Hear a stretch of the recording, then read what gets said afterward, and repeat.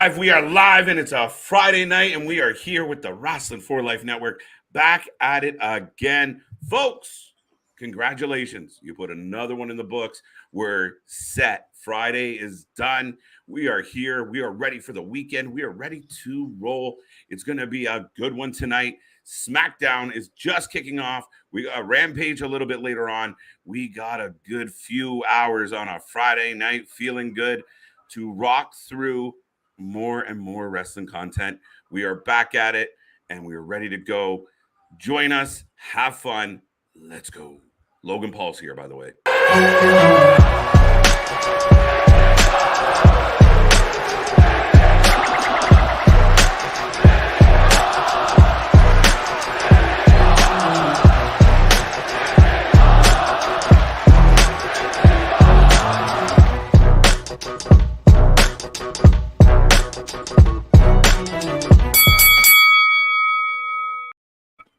Ding, ding, ding. We are live. We are rolling and we are ready to go. We're back at it again. Yes, we were not here yesterday, but we are back at it. This is what we do.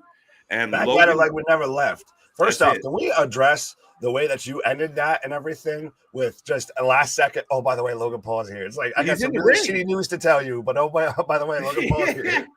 Triple H challenged him and he answered the challenge. A lot of people were wondering what was going to happen. And I mean, we'll talk about it here, Nick, but Logan Paul is in the ring with a big old smile on his face. What? I'm still getting Clash replays. Oh my gosh. Welcome. This happens.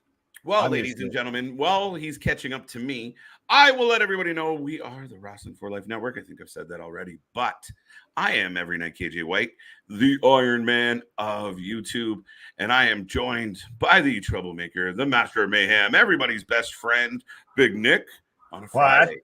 Why? Oh, absolutely. Happy Feel Good Friday to anybody and everybody out there. I already see some people popping off in the chat. Hey, what up, Dro, Ronnie, Rocco, Good Paisan, Larry, you're back, Chris, and even us. But yeah, I'm very interested. And I guess we're gonna get right into it because I want to talk about this. I want to talk about it. With Logan Paul potentially facing Roman at Saudi Arabia, and that being announced, I believe, on Saturday. Let me adjust that real quick. There we go. So, folks, let me know what you think about there. Make up your mind. But let me know what you're thinking about the supposed rumored, match to be going down in Saudi Arabia. Oh, what the? Oh, I'm on the last episode. Fucking bear with me, folks. But yeah, what do you think about? Now I've got Logan. There we go. So, what do you think about Logan potentially facing Roman in Saudi Arabia for the world title? Because we had that whole Roman showed up on Logan's podcast, and then the interview ended fine, all of that. He didn't just walk off like he did at Clash. He didn't say acknowledge me and then just storm off.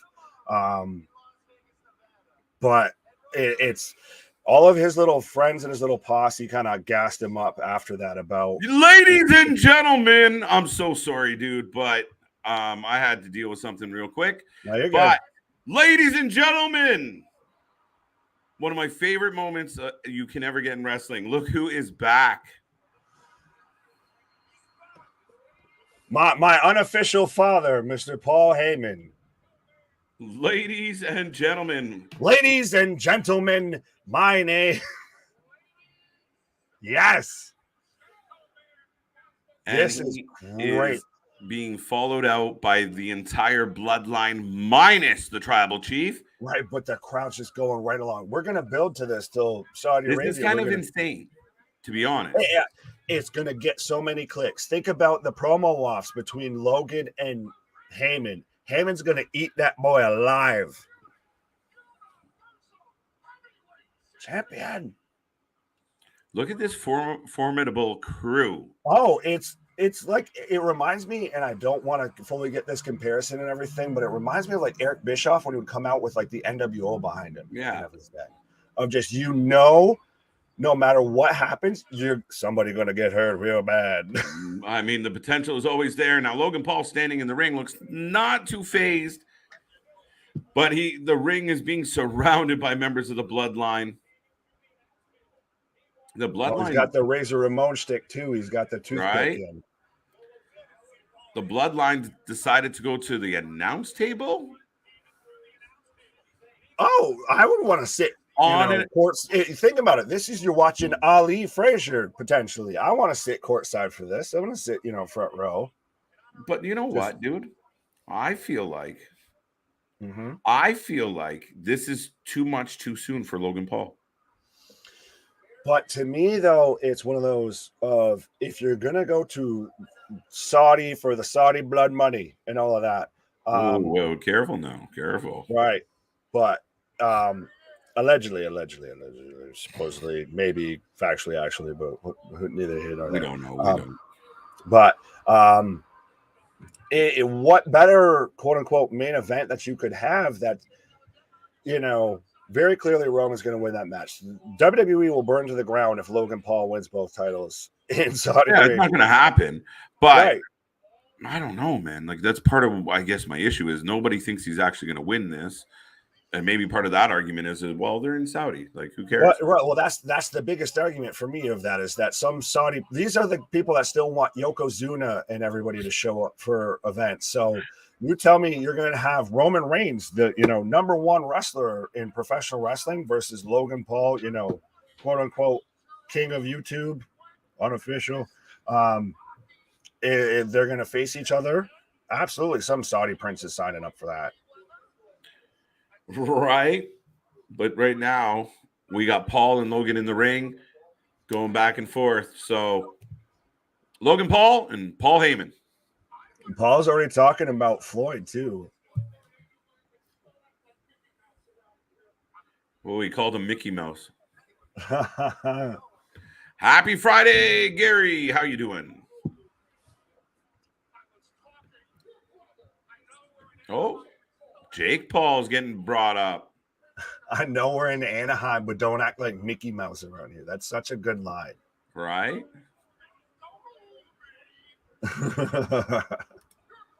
Wow.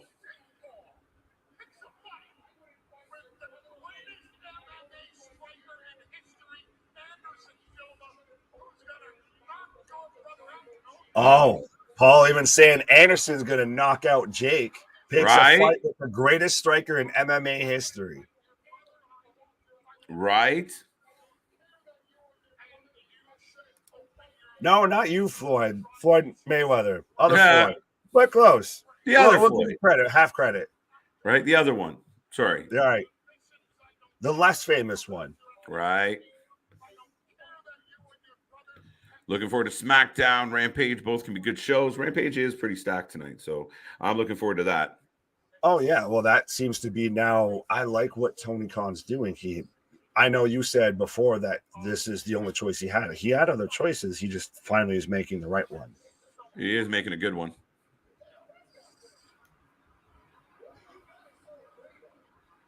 I'm just surprised that they're trying to make Logan Paul a babyface in this whole situation. I still, from day one, I've said it's a bad decision, Nick, to have Logan Paul as a babyface. He's naturally a heel. I don't know what the thought process is behind it. Rumor was he wanted to be a babyface. I don't know. Even in this moment, I'd rather see the Bloodline beat the shit out of him than listen to him talk. Well, you almost wonder. I feel like if they have that match, you still might get Roman cheered more than Logan, and Logan gets booed. It's a possibility. Absolutely. Right. That it could very much backfire. This is a big, I will agree with you. This is a big gamble for Papa Paul to do pretty much out of the gate. Never fear, Larry's here. But yes, you are to a point. Like, I don't know. Like, I'm not like it's kind of out of left field, and all of a sudden this guy comes in and is like, "What about everyone else? What happened?" But that's every Saudi show is just out of left field.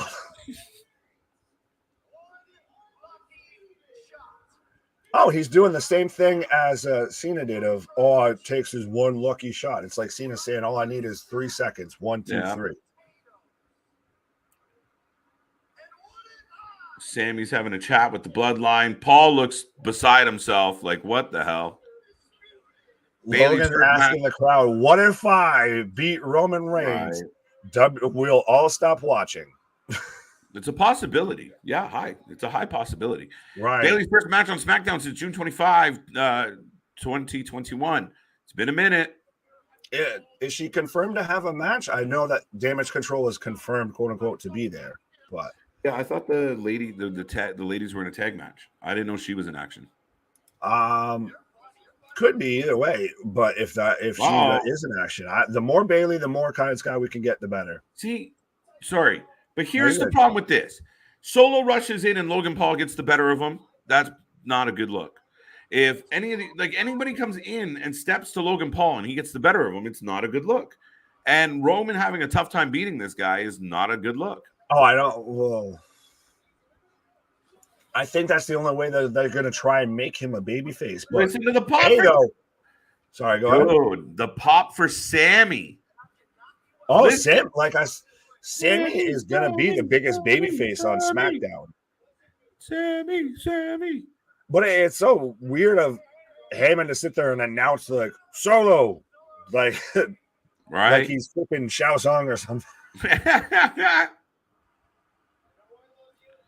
You will not beat Sub-Zero. All right. Yeah, the Sammy chants are insane. You've even got Sammy signs, everything. I'm telling you, we're gonna get Sammy and KO paired up. Look, your fellow Paisan here, Rocco's not feeling your Logan Paul love. Please no, Logan. Paul Heyman's the best. Paul Heyman's just instantly like. Seriously. Watch what he does with the mic here when Sammy says, like, let me get him. I actually think he legitimately made everyone laugh. Just whips the mic and goes, go get him. Oh, God. Literally, like the most, like just Abbott and Costello just tosses the mic and just right. Like, fine. You think you can do it? Go do it. Go get him. But no, to me, it's. With it being at like a crown jewel, with it being at a Saudi event. Oh, Logan's back! We got to get you caught up. Why are you so far behind? Because I'm not in Canada, I guess. I don't have the high speed, I don't know what's going on. But look who's here to help Logan Paul. Nick's favorite Irish wrestler. Oh, Rick O'Shea. Well, he's going to match against Solo? I believe they do have a match for the NXT North American Championship. Oh, right on. Right on. But still, that's a big bump up for Ricochet. Like, you're getting paired up with Logan Paul, who might be challenging Roman. Like I was saying with the Crown Jewel events, the Saudi events, they're halfway continuity, halfway not continuity. Yeah, they're like a blip in the. And when it looks in the wrestling right? timeline, it's like the, Infinity Gauntlet, Thanos snap there. Yeah, no, absolutely. Hello, everyone. I missed you yesterday. We missed you too, Ronnie. We did. But we're back at it tonight, and we got more content coming to you this weekend. So stay tuned. Lots more to come. Don't stop, folks. And if you are new here and you haven't liked or subscribed yet, please take a second to do so. Join the family, the channel for fans, by fans. We do this for all your shows. As you can see on that little ticker going by below me, it tells you all of them. I'm not going to list them. They're right there. And there's more. You're just doing that to avoid the what chance, but right? I might have dodged. I'll double down with the cheap McFoley pop of. There's no place I'd rather be than right here with the Wrestling for Life family. Sammy getting a huge pop. Speaking of cheap pops, and it's really crazy. Like Sammy rolls in the ring to break up, to temper down Solo, and the crowd went off, and we get a Sammy chant. So Sammy's accidentally on purpose becoming a babyface. Oh, he's going to be probably the biggest babyface on SmackDown, to be honest. I'm still saying we're going to get KO and Sammy paired up together. I'd like to see that. NXT TakeOver is back. Halloween Havoc, October 22nd. Yes, that is correct. And guess where we'll be? Right here. I'm looking forward to it. Oh, yeah. I do like that we're instead of getting the black and gold or the 2.0, we're getting the white and gold, which I still think is slightly like that, viral dress that was going on. It might still actually be blue and black, but the world may never know. Yeah, it doesn't matter. I think everyone's just happy to see the rainbow go away. Nobody was ever going to take that brand seriously, all rainbowed up, and it was too bright, too kiddie, too Nickelodeon, and now Papa Paul can go back to giving us good NXT product. I hope, and we'll see what happens. Right. Well, now does like Braun have to like fix all the logos that he broke and everything during his entrances? Like, do they just completely start like glue them back together? Because next week on Tuesday, do we get a whole new set? He's going to come out and destroy a big colorful X. That's the next step now. He's evolving with the brand and black and gold singlets. Yeah, no, he's going to be the one that like cuts the ribbon or pulls the cord that like reveals, the new staging and all of that. Right. Yeah, I'm curious how it's going to look. Like, are they going to like? Will they go like the CWC dark kind of style to it, or will it be, not as dark but darker? Right. It's funny because right now I'm getting a commercial for NXT, the rainbow brand version of it. Can you please answer?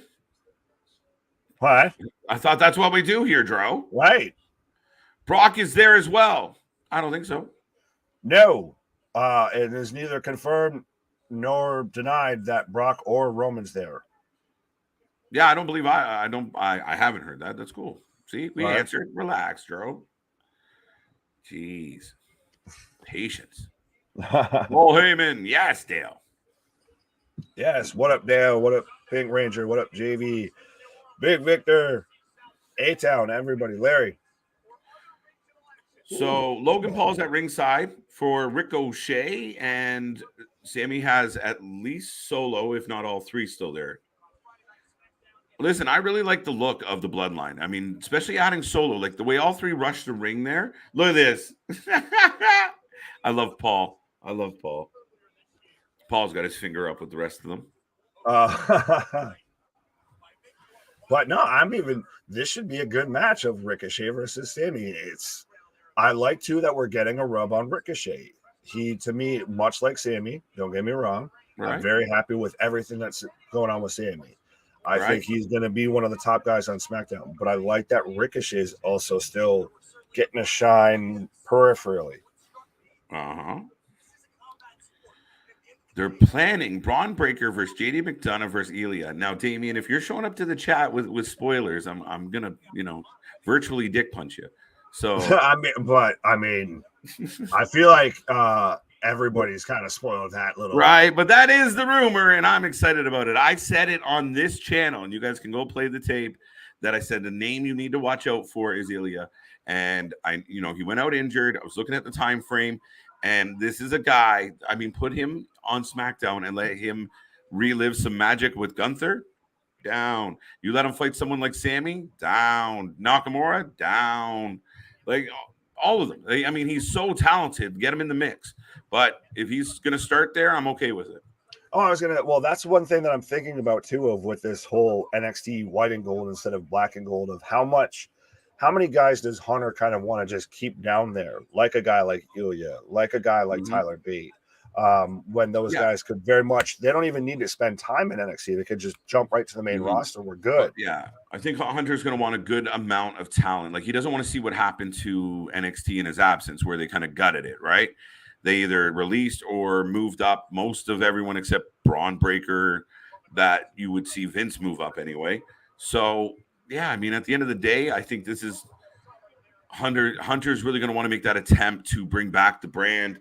And he needs some wrestlers to do it. Ilya will be able to do it. Bate will be able to help. McDonough, we'll see more of. I'm a fan of him. So Braun, I don't know how long Braun's down there, but I think he's going to be down there for a minute. So lots to be had. Oh yeah. Well, and I feel like almost Ilya and JD might be the better pairing out of that versus having Braun involved. I think Braun might be more, I guess, style-wise suited for the main roster. If we're going to go back to this kind of halfway super indie with NXT of almost, it's not a third brand, it's not developmental, it's in between. Right. All right. Sammy. Oh, by the way, if you haven't made a prediction yet, we got Sammy versus Ricochet Who's going to win it? Who's going to take it, folks? Let me know. Let me know. Let me know. Don't be shy. Who's winning? Is Roman there tonight? I don't believe so. I don't believe so. Don't believe so. Slow your roll. You ask one more person, I'm gonna be. You might have to sit this one on the sidelines, homie. Yeah, we're about to put you in the penalty box, Joe. Victor, that's a better match. What's up, Victor Nash? How you doing, buddy? Skid Row, the New Day, yes, for the number one contendership. Yeah, yes, number one contendership. I thought the Street Profits weren't it, but they've been taken out of it. It looks like, unless I'm misremembering. Yeah, I don't originally believe the Brawling Brutes were in there, or is it Imperium that's new? I don't know. But if I had to pick, it's Imperium winning this. I'm taking New Day. No, man, give me Imperium, and let's move towards some type of, we got Survivor Series on the horizon, War Games, Imperium. I think they're still tied up with the Brawling Brutes with Ricochet, with Sheamus. Oh, that's true. I can't even hate on it too much because it's been good. I like if we're gonna get whether we get it on NXT or we get it on the main roster, if we start getting War Games matches back and everything, or get another one this year, I wouldn't hate it if you get Imperium versus the Brawling Brutes, or if you do get, say, a version of the Bloodline versus somebody. I think so. I mean, like I said, in a very simplistic way, if we go Imperium, Bloodline, Survivor Series, I wouldn't be opposed to it. But we got some things to tie up. Now, maybe Gunther gets rid of Sheamus at Extreme Rules and he can move on and join in somehow, some way. Maybe, I don't know. We'll find out. Yeah, maybe. We are at least getting a sequel out of it. And I've just got Ricochet getting pushed out onto the barricade, and then I'm now in a commercial break. Right. Now, are you surprised the North American Championship is being defended? Jason, welcome to the show, by the way. Victor, welcome back. Edward, Dro, Damien. No, I'm not, because I feel like they're almost trying to bounce as many titles towards the main roster now that Roman's tied up both. Victor, why? Hi, this Victor. man wearing a what? This is my favorite. Too. I can't really hate on it. Hi, Victor. What? Right, hi, Victor. What? Sounds like me with my wife right now. Hi, honey. Why? There's jokes in there, dude. I'm gonna let him go. Yeah. Thanks. What? But I think that now, because Roman's got both world titles kind of tied up, that we've even seen on Raw, until they can find a way to get a title off of Roman without making him look weak. No way. That U.S. title is almost the main title on Raw now. Yeah, so absolutely. I think they're going to move, like, the IC title is getting taken seriously. I think the North American title is going to start getting taken seriously now that it bounces between both main roster and NXT. Right. Well, it's getting a look, right? And as far as you want your casual fans to go, where's that belt from? What right. Belt? Who? Oh, what absolutely. Show? Oh, they're Tuesday show. That's a good point. I didn't even think of. They're very much trying to draw eyes over to the new and improved NXT 3.0, I guess, now at this point. Yeah, it would be the evolution now. And I liked how they did it, Nick. We were watching live. It wasn't a big announcement. It wasn't in like a press release. All of a sudden, it was just, we saw the first little video, and then at the end of it, we were like, oh, wait, that was interesting. Well, I remember they did it like on the outline. One commercial break. Yeah. Well, they did it earlier in the show, and we're both like, maybe that's a hint. And then they ended the show going fully to that, and we're like, okay, well, now you've just the big thing for me was when the 2.0 disappeared. I almost popped. Oh my god, it's gone. Right. Oh, and they picked the perfect time to slide that in too, because it was the 1 year anniversary show. So you almost could have halfway looked at it. Oh, they're just showing, it's come full circle. Happy birthday to you, right? You dead. You dead. It's your birthday and your last day. Right. Logan Paul, oh my God. I don't know why you're saying that. Roman is at Anaheim. All right, we'll find out. Hold tight. I haven't seen him yet. All right. What do you think the main event should be for Extreme Rules, KJ and Nick? Great question. I like this one. I like when the fans. You want to go or you want me to go? You go. First I've got Sammy with a big drop kick off the top rope, and I say Walter versus Sheamus. As far as matches that I know are going to be on that card right now, because I don't think we're going to get Roman defending the title. We might get a tag belt match, but I don't think that should main event. Honestly, I think you give a stipulation to Walter and Gunther, or Walter and Sheamus, sorry. And absolutely that main event. That we were already talking about going into Clash, how that match could have stolen the show, and it's gotten, the Meltzer 5-star ratings and all of that. So why not make the sequel a bit bigger and a bit better? Yeah, I don't know. I mean, I'm kind of torn on that one, Nick, where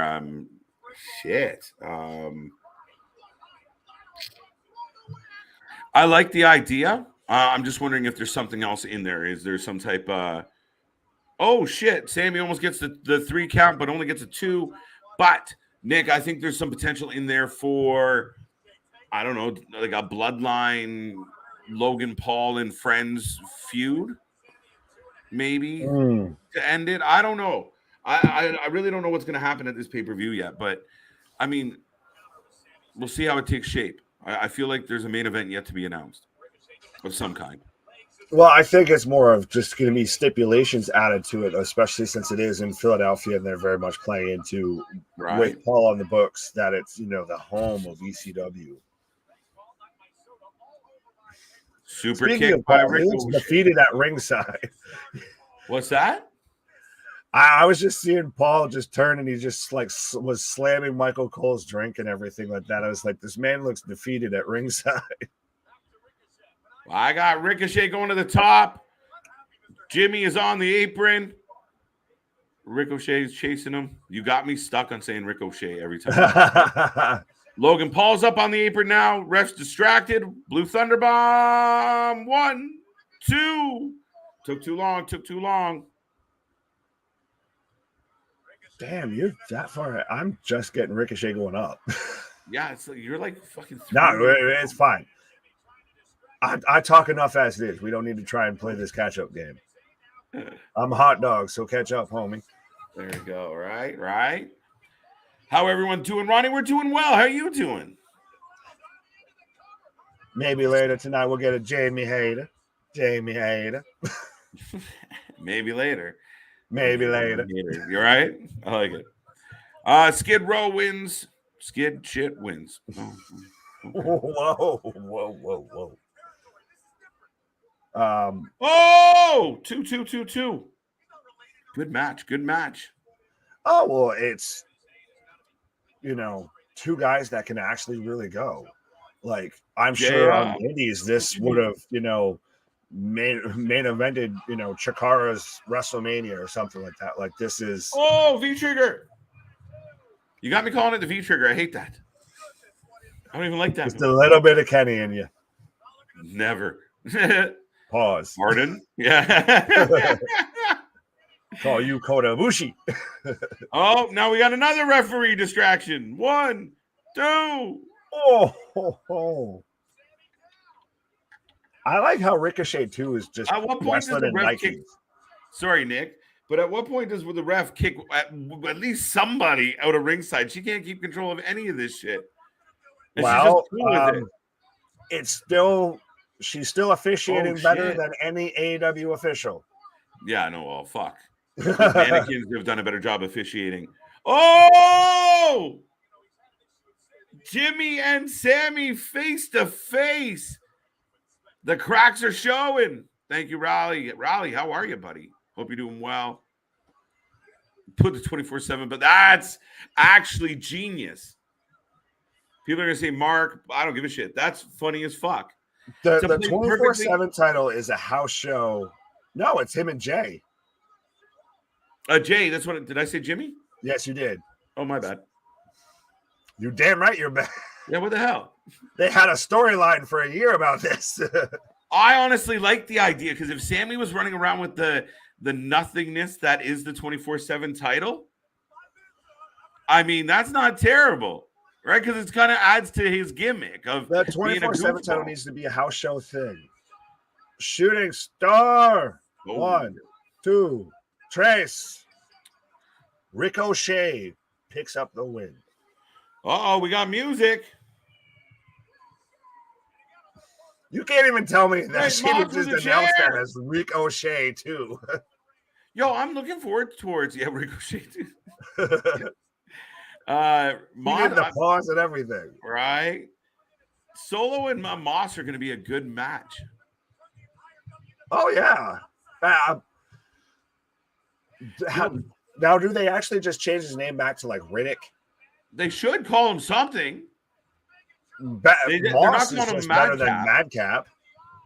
His screen still says Madcap. Yeah, but he's coming out with a chair.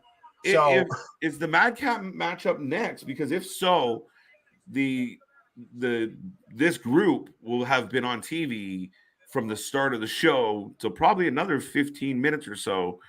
So we're gonna probably get 45 minutes of the Bloodline just to start SmackDown. WO. Absolutely, right? It's the same vibe. But no, now that's you because we were talking before about the main event of Extreme Rules and just the visual that I saw there.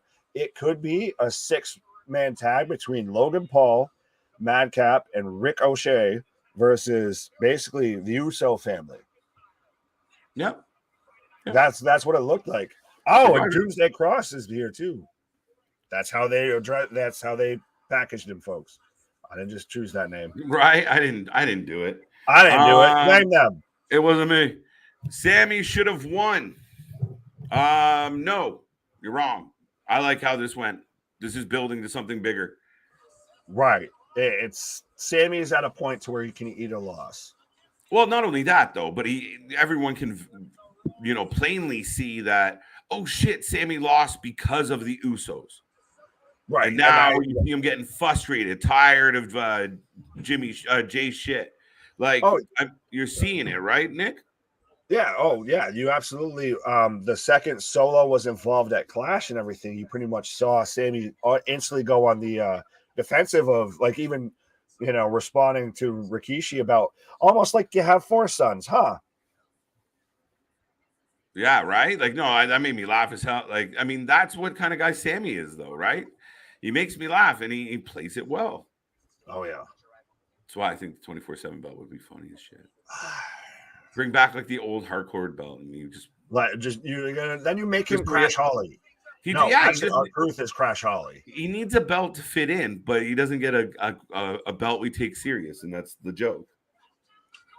I still think we get to him, KO, Gargano, and Theory for the Money in the Bank briefcase, and say Gargano sneaks it or something like that. But we still kind of see that bond, that form going between KO and Sammy because we've had it teased even about reliving, the bond between Gargano and KO. Yeah, but what if it's just maybe we were wrong. Maybe instead of KO, it's going to be Logan Paul and Sammy become besties. No. That would be such a fucking popcorn fart of a fucking angle. Well, that's what I think about Logan Paul fighting Roman as well. So, no, that would be how long they waited to do the like in AEW, how long they waited to do the Kenny Omega Hangman match and everything. It's just you've been building up to KO trying to remind Sammy of who he is and everything. And you're having KO start to take this more serious edge. And I'm a professional wrestler. How many guys like you have come through here and didn't make it? That whole promo that he did against Theory.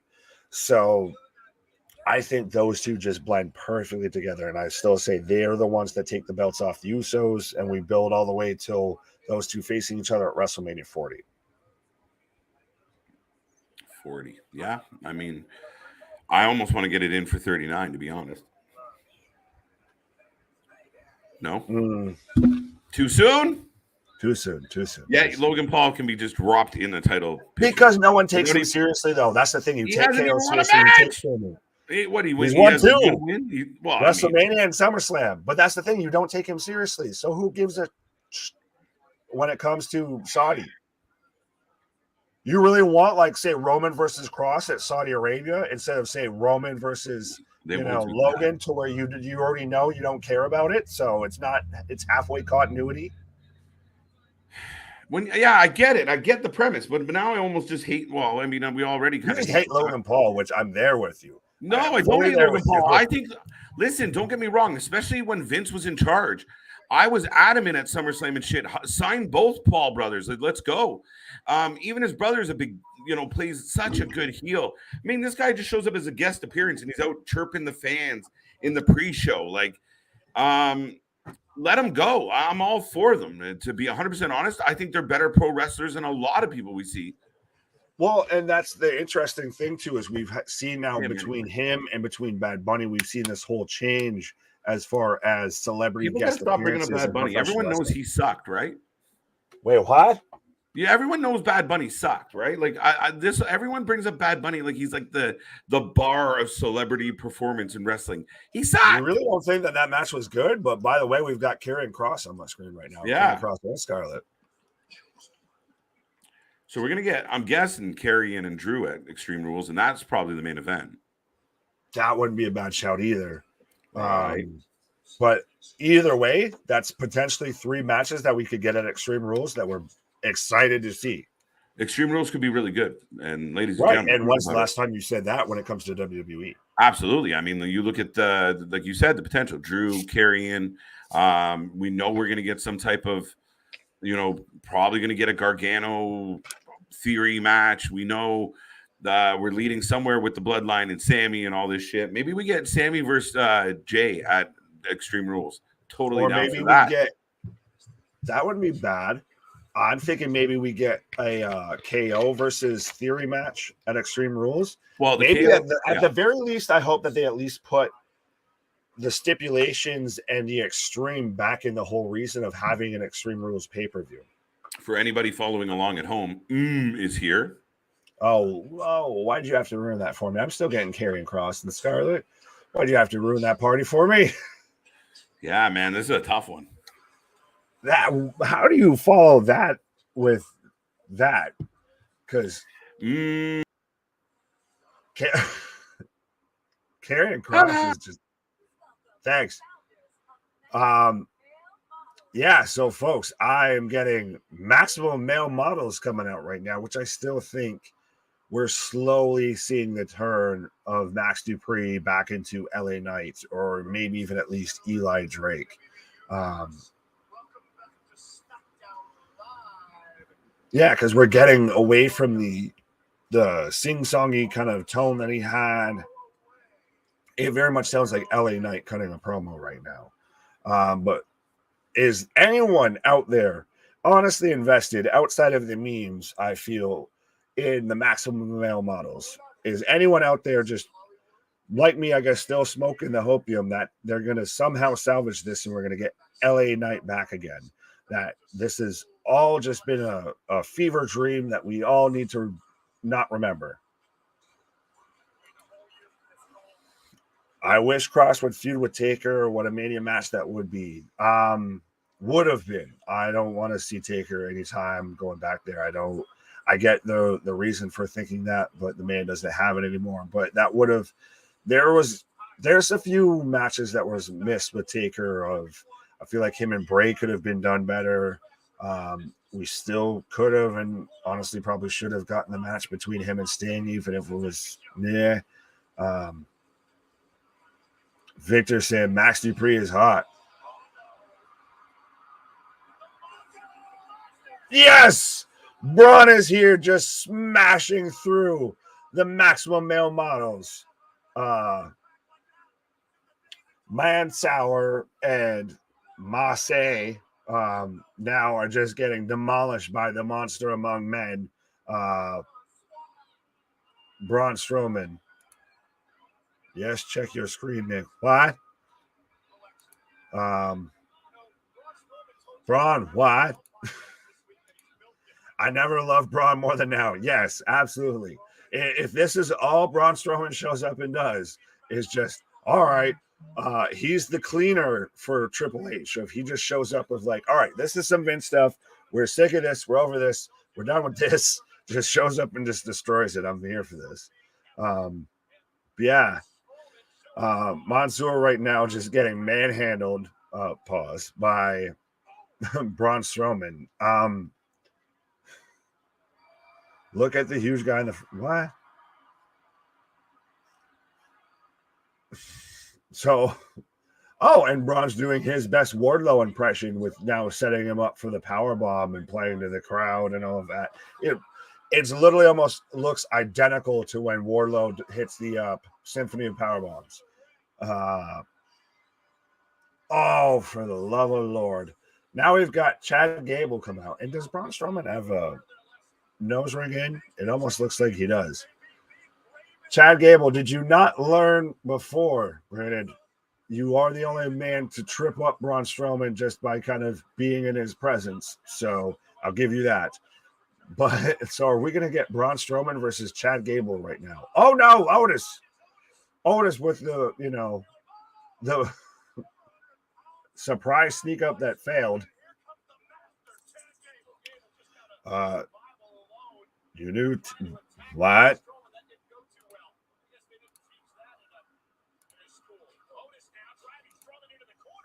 Uproot the tree trunk.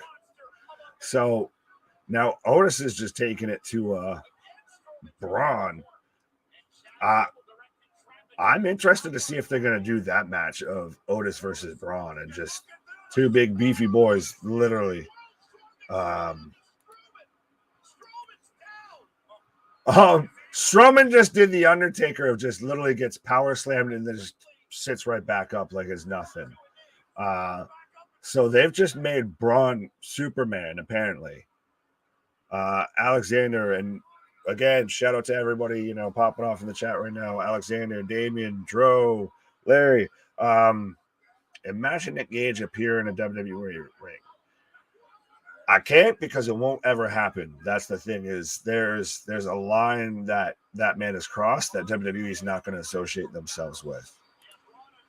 Braun is CYN. No, he was, sir. I don't even know at this point, honestly, if CYN is still a thing.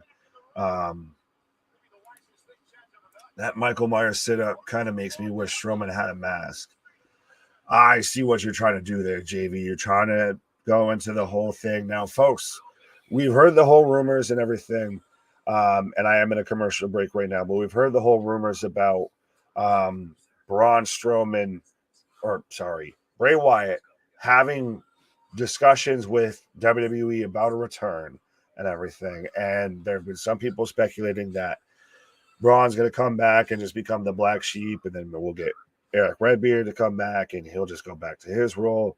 I don't know what do you guys feel about that? Because I don't think that's happening. I know KJ is going to probably disagree with me, but I still think we're a ways off from anything with Bray really kind of happening, to be honest. Or if we do, it's going to be very much a slow play. If anything, it's not going to be just a boom, there we go. Aaron, yes, I even forgot my nickname for Braun since it's just me out here. Brawny the Strowman is how he's known around these parts. Just kind of like Ricochet's Rick O'Shea. Braun Strowman is Brawny the Strowman. Yes, I love that that's getting over. That makes me happy. And what up? But I will take this time now that I'm in a commercial break to let you guys know we are the Wrasslin for Life Network. We are here covering anything and everything when it comes to professional wrestling, whether it's WWE, what, AEW, what, GCW, what, which might be coming up tomorrow, Impact, what, NWA, what, XPW, what, BCW, what, pretty much. There's no other place you'd rather be than right here because we're the wrestling friends that you don't have in real life. We're here talking anything and everything that's going on in professional wrestling, and even plenty of you guys let us know stuff that we may have missed or that, might be going on in the wrestling, your wrestling corner of the world that we may not know about. But absolutely be a friend, tell a friend, like, share, and subscribe. Let's get back to it. I'm too sexy for your SmackDown. Jamel, what up? I don't know why. That's the perfect comment to click on because I love it. What? Vlogman, what up? Imagine Kenny Omega and the Young Bucks invading a locker room that includes the likes of Harley Race Xavier. Yeah, no, that's If you've ever watched the movie 300, that's kind of what that would be. I feel like, except a much worse version. But yeah, no, that's a bad idea. Josh JV. I read rumors that Vince wanted W. Morrissey to play another version of Kane. I have not heard those rumors at all, sir. I very much heard the rumors that WWE was interested in Morrissey, but I don't. We don't need the fake Kane. We don't need the fake, Razor Ramon, the fake Diesel gimmicks or anything like that coming off. We kind of get it at this point. Logman, how you doing, now? I'm doing fantastic. How are y'all people doing in the chat out there? And I see all y'all people still kicking around that, even if you're just popping in, just say hi in the chat and everything. It's all good. We're all family here. But I'm back from commercial. We're getting the Fatal 4-Way #1 contender tag team championship match coming up. We've got the New Day versus the Brawling Brutes versus Hit Row versus Imperium. Who do y'all got for that match? I think KJ was taking Imperium, and I'm going for New Day. I've heard kind of the rumors percolating and speculating that we might be getting back to a New Day Usos kind of feud. I mean, Christ, if we're going to get Logan Paul versus Roman Reigns, why not just put Logan Paul in the New Day? I feel like that might somehow be a thing that happens, or God only knows at this point. It's a weird situation, but we'll see where it goes. And we're getting a replay for now Kai and Sky winning the tag belts from Aaliyah and Raquel, which to me should have been the finals. That's how the finals should have ended. You ended it with all the pyro, the pomp and circumstance, and the right team went over. Why give Puke and Powerful, Pride and Powerful, Bougie and Powerful, Aaliyah and Raquel, whatever name you want to give them? Why? Why give them like a weird 2-week reign just for them to turn around and lose to the people that they beat in the tournament for the belts? And we are getting Damage Control coming out right now. Damon says, Penta L0, Loki, House of Glory, September 24th. Yes, we have covered House of Glory before, and we probably will again, sir, but thank you for letting me know. Edward says he's got the Brute. Solo's defending his title, so that means, Joe, relax about worrying if Roman's there. Just tone it down, pal. Relax. So Logan Paul is going to be Roman's opponent for Crown Jewel. I get the hesitation on it and everything, but to me, still, it makes the most sense because honestly, who really pays attention to Crown Jewel events? Whoever gets really super excited for the Saudi shows. What matches there really carry over? Where big players in the storyline going forward? What? Exactly. None of them. So that's why, to me, if you're going to have something that's going to draw, get all the little clickbaity stuff and everything for people watching around, is you have Logan Paul, who's your internet sensation that you have on the roster, who still wants to be a play wrestler, and you put him against Roman. Roman clearly wins, and maybe they do it to where Logan looks like he could halfway stand a chance and then just get stomped out, or there's shenanigans. But it's going to get clicks, it's going to get draws, it's going to get buys, and that's why I think they're doing it. But right now, Bayley's cutting a promo, and she's the only one in ring gears, so I think whoever said earlier on that she might be having a match tonight might be pretty much spot on. But she's giving props to Kai and Sky right now. Resident Evil, what up? I think. Okay. WWE has a better women's division than AEW. Right now, I'll give you that, Alexander. I will give you that. AEW really has a lot of issues. They have a lot of holes they need to patch up that they were just kind of ignoring until WWE kind of woke up and realized what they could do with putting Hunter at the helm, I think. Bayley versus Raquel Rodriguez up next. Thank you, Victor. That's actually going to be a good match. I'm excited for that. Ronda, Shayna, Sonya, and Evans as a 4-woman group. Not a bad shout, JV. Honestly, I think Shayna, Sonya, and Ronda, even just as a trio, are the minimum of tag team, but those as a trio would be great. And like Victor said, I've got Raquel coming out right now. Ronda versus Britt, Thunder versus Shayna. Britt wins, Shayna wins. My question is, so the Saudi show know who Logan Paul is? I would assume so, honestly. The man's kind of a quote-unquote viral sensation, obviously, so I would think so. And Raquel runs out every member damage control.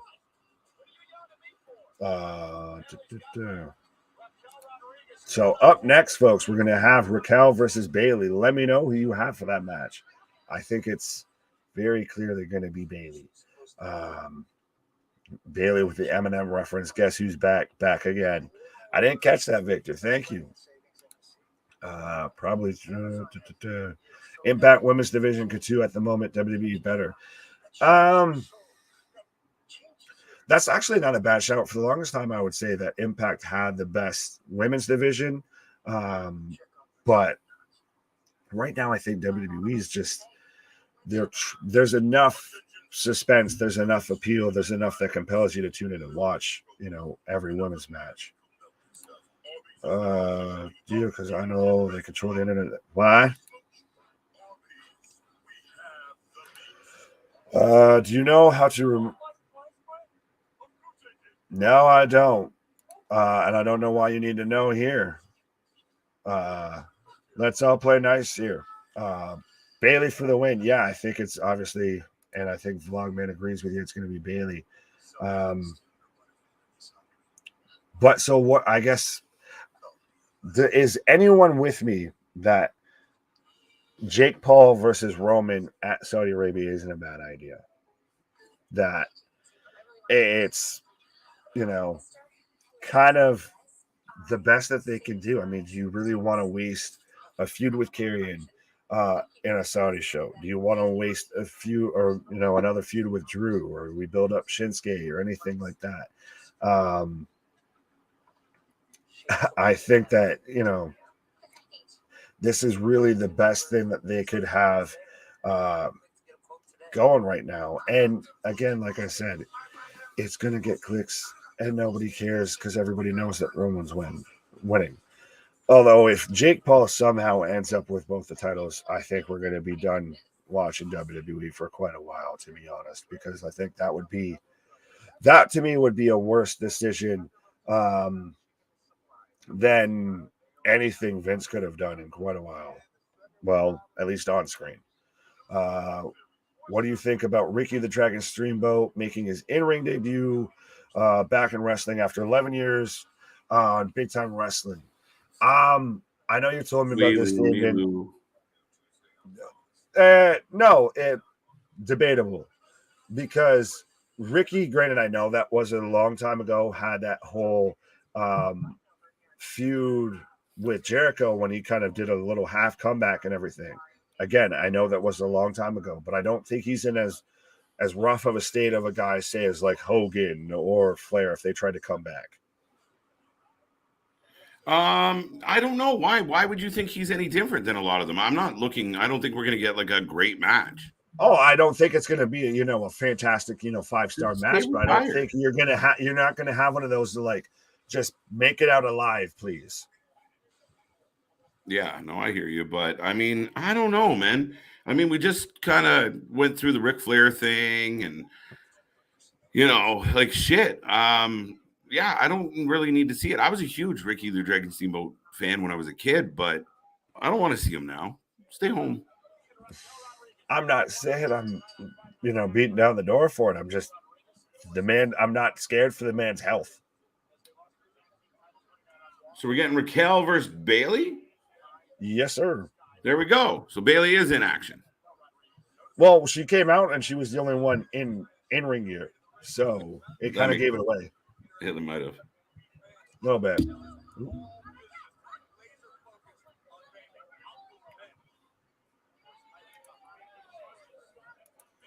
Ricky Steamboat at Mania Jericho was really good. Yeah, exactly. 2013, 2014. Yeah, that was quite a bit ago. So, but it doesn't mean that he is, like I said, it's not going to be a wee woo moment like how I talked about with Ric Flair's last match. Right? I It's think not.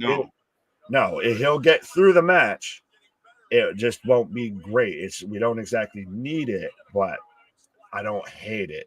Uh-huh. Well, and we'll get into what we hate in a second. But right now, folks, Bailey is in control of Raquel. She just booted her off the apron onto the floor. The ref's counting. Dakota Kai and Sky are giving Raquel a little bit of a hard time. She's not smiling right now as one half of Team Smiley here to exact some revenge from their recent. Well, are they a team now that they lost the tag titles? That was a team that was just kind of like, we're here because we both smile. So now that they don't have the belts to hold them together. Mm-hmm. And by the way, to our buddy Chris's point, I know we haven't seen Bailey very much, and this is the first time on SmackDown since June of last year. But she quickly reminds you she is crisp. She's clean. She is a solid wrestler, and it's very good to have her back. And I'm looking forward to seeing her kind of take that belt and run with it for a while. Oh, absolutely. Well, and I'll pose the question that was asked to me in the chat and everything, or at least the statement that WWE right now has the best women's roster of professional wrestling. Absolutely.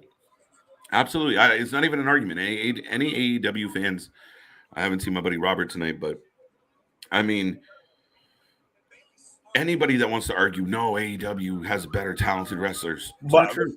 My only challenge was Impact, and I've said Impact up until like we got these returns and everything had the better women's roster. Yeah, but Impact had a bit of a dip. I mean, I think Tiana went on a great run. Mickey did really good things.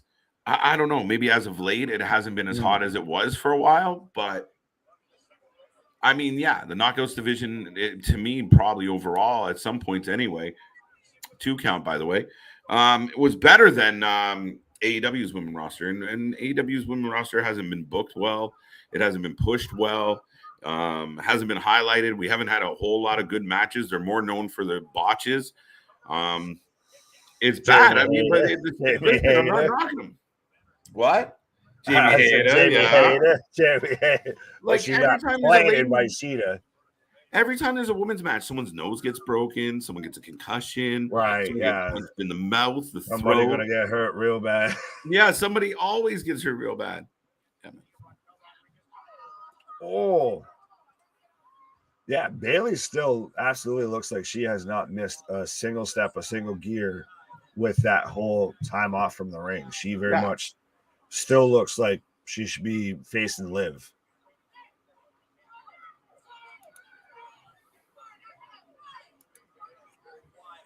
Boom, boom, boom.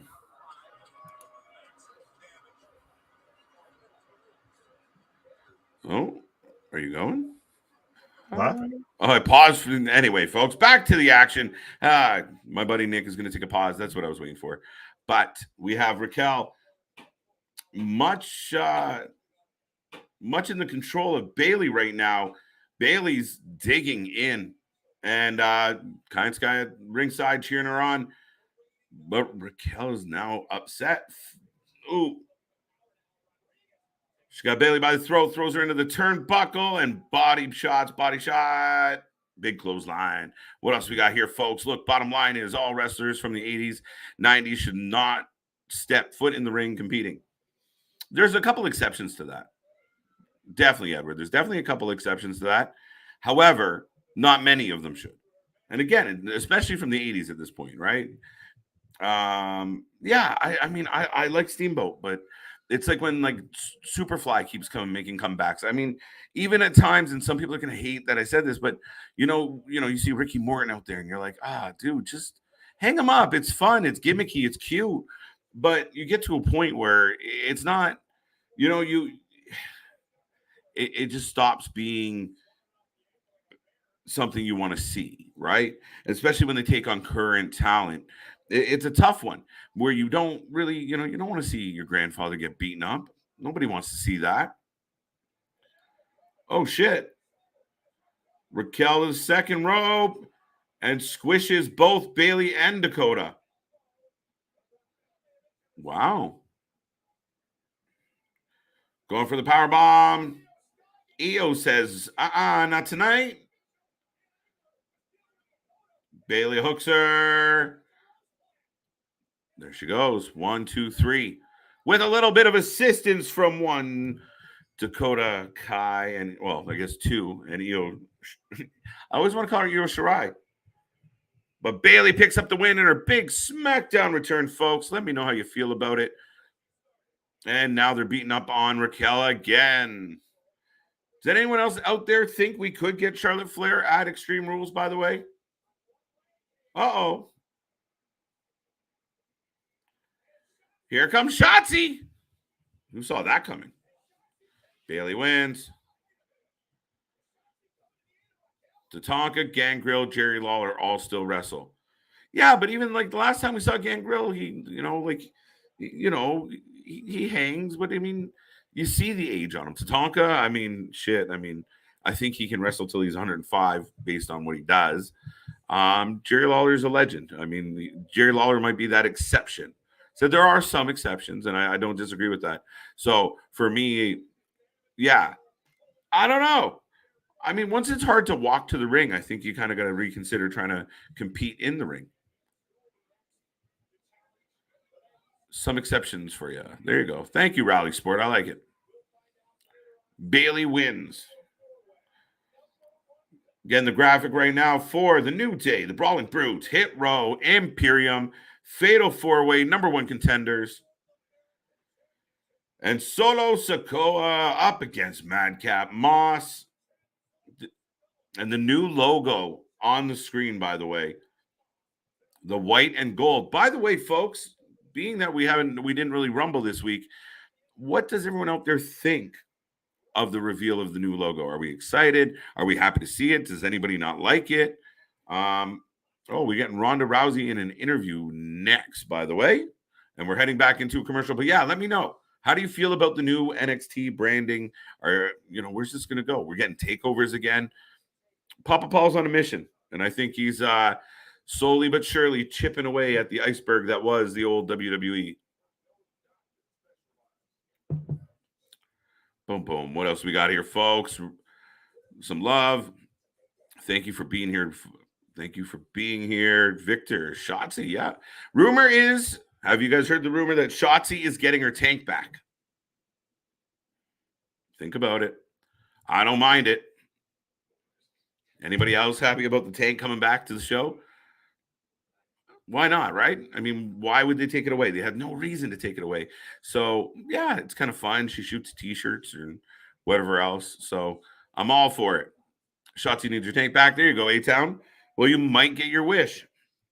I mean, you can't really – I don't think you break the tank out on a run-in, but, yeah, definitely for an entrance. Rumors, WWE's big plan for Charlotte Flair at WrestleMania, maybe versus Bianca. I don't know. Charlotte versus Belair, would that be the big plan, or is there something else bigger at play? I mean, truthfully, let's have an ultimate grudge match, like a 2 out of 3 falls between her and Becky at Mania. Let's settle that grudge. There's a little bit of heat there. Let's see what they can do. It's Ronda Rousey. Yes, folks. This would be a good time. Go get a coffee. Ronda's going to talk. I don't know why I'm so mean to Ronda, but she's gotten over with me a little bit as of late. But for the longest, it's still been a struggle. So the more they let her do, sometimes the more I'm concerned that it just exposes her for not being a good wrestler in any facet of the sport. I love the new NXT logo. Back to almost black and gold logo. I love it. Now, did anyone expect him to go all the way back, or was this kind of where you felt like he was going to end up with? I personally understand why he didn't go all the way back. I like the idea of an evolution. Again, I like how they revealed it. I like how it came out. It wasn't like a press release. It was a really solid move. And he had a lot of people talking about the new look. And instantly you're like, oh, what's going to happen? And what are they going to do with this? And does that mean, we're going to stop seeing characters like Wendy Chu? I don't know. Will we do something with Schism?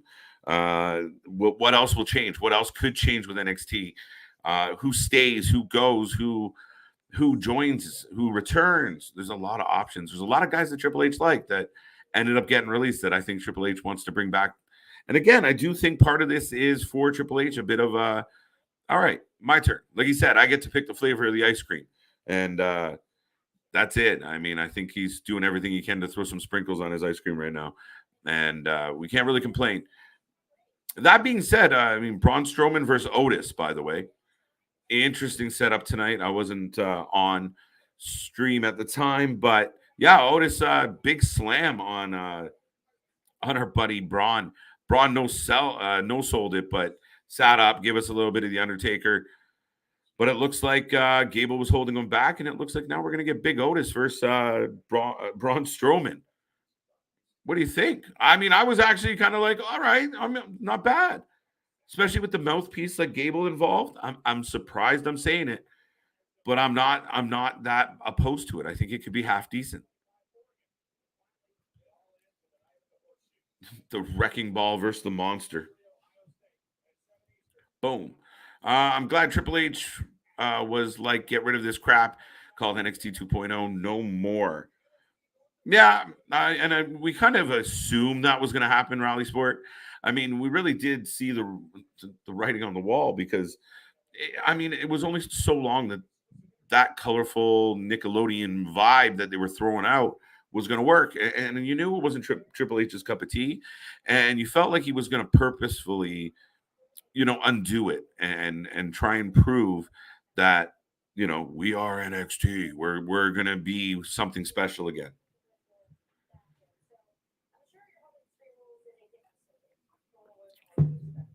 Well, here's Ronda talking to Kayla in a locker room. Oh, interrupted 2 seconds in. That's probably a good move. Stop, minimize. So now Liv is about to take Kayla's chair. Liv looking good. Belt on shoulder. Boom. Number one contender Ronda Rousey is on SmackDown. That's right, Victor. We got her here right now. This feels like a soap opera, though. Anybody else got that vibe from this little segment here? Stefano is back from the dead. Really? Yes. And we both love him. What are we going to do? Yeah, that's what this feels like. What's up, Anthony? Thank you for being here. Welcome back. Good to see you. What else we got here? JV, welcome. I haven't said hi to you yet, buddy. Deanna Prazo got buried. The second Tony Khan forced her to drop the ROH women's title. I don't know. I think she was on a heater, and I think she ended up taking time off. She's obviously having a good time with Mr. Macklin.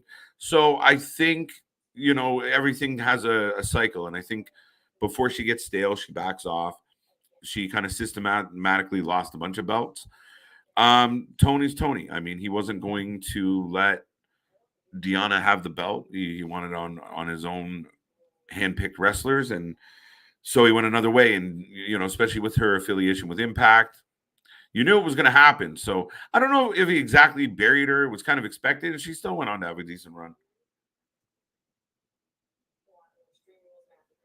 So Liv Morgan challenges Ronda Rousey to an Extreme Rules match. So Liv Morgan, Ronda Rousey, you heard it here first. Extreme Rules at Extreme Rules. So we're getting one. We got one. Drew McIntyre is on the table. Just out of nowhere.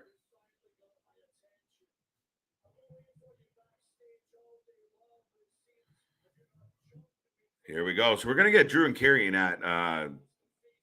at Extreme Rules. Most likely the main event or the co-main event, the second last to go on, or opening. It's funny how they do that now.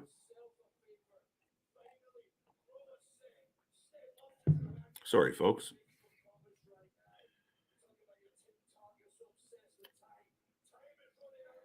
Drew is hammering the mic right now. I like what Drew's doing. Drew's on a good path right now. I like him. I believe him. Good job. Nice promo, solid to the point. Didn't waste words. Intense, passionate. Anyone else out there feeling good about Drew McIntyre?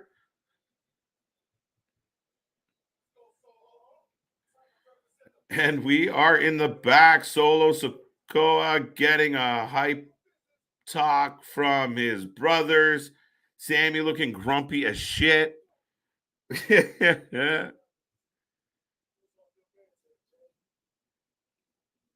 Oh, Solo gave Jay shit. Wow. Yo, so Solo stops Jay from joining him at ringside and asks Sammy to take his place. You see what they're doing? I know someone earlier said, "Oh, Sammy should have won that match." Not true. I think what they're building here is, again, that animosity. They're building the cracks in the bloodline. And, Sammy's going to continue to get picked on. Sammy's going to continue to have troubles.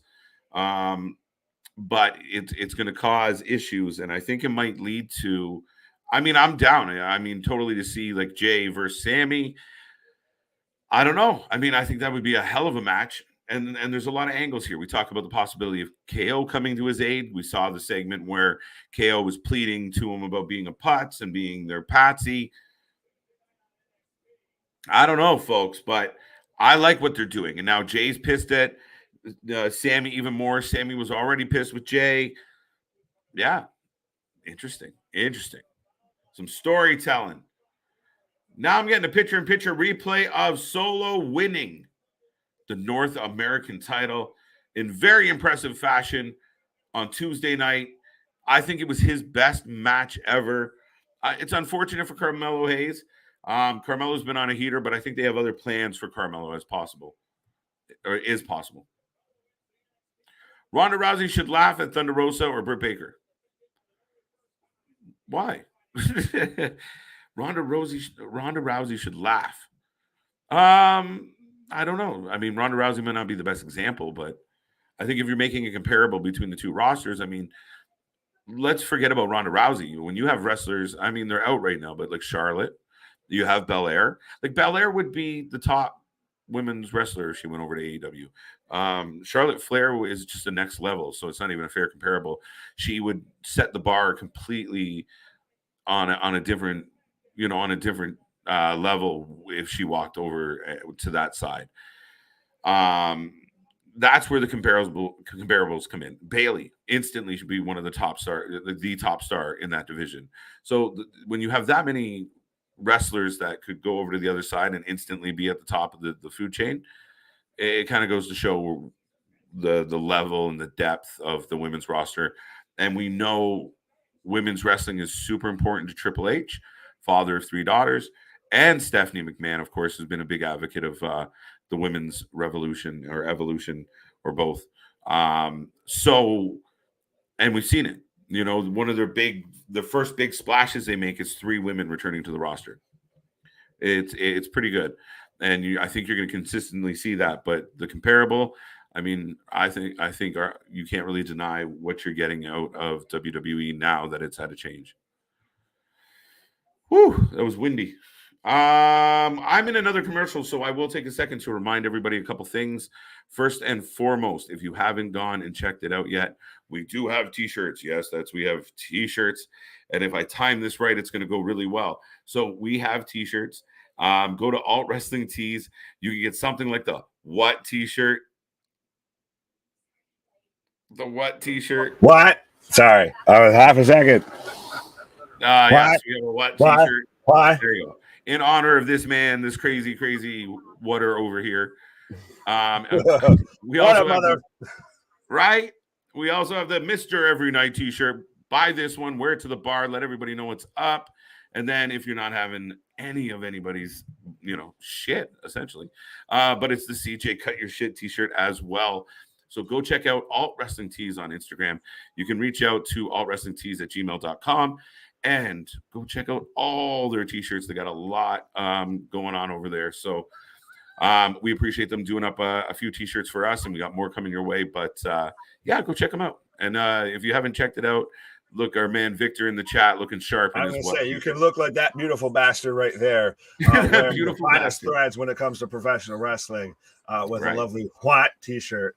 The white t-shirt. But if you want to know, if you want to let, a certain somebody or just let everybody know that, you're the every night delight, like my buddy there, Mr. KJ White, then you can go ahead and grab yourself a Mr. Every Night t-shirt.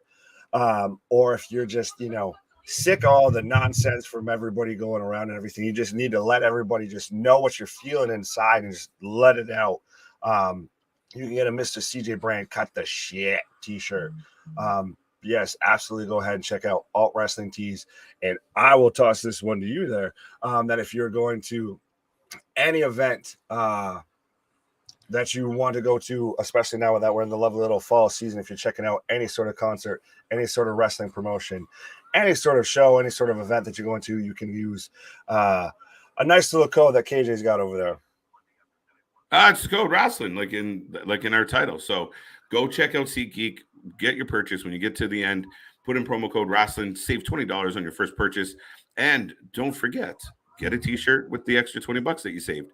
So that all being said, folks, we are back into SmackDown, and just remind everybody I'm getting a Drew McIntyre don't vape commercial, so that's kind of cute. But that all being said, if you are new here, we do this all the time. We will be back tomorrow with more. We're not positive on what we're going to do, but and we have a show coming your way on Sunday as well, and then we'll be back into the wrestling week, and we're heading all into like a pay-per-view season. We got a pay-per-view on the 23rd. What? We have Extreme Rules on the horizon. What? We got more GCW. Impact's got 2 AEW's events. We're going to do some stuff. We got Grand Slam coming up, which is going to be crazy, and it's your birthday, and we're going to donate money. And if you haven't done that yet, the link is below. Go donate money.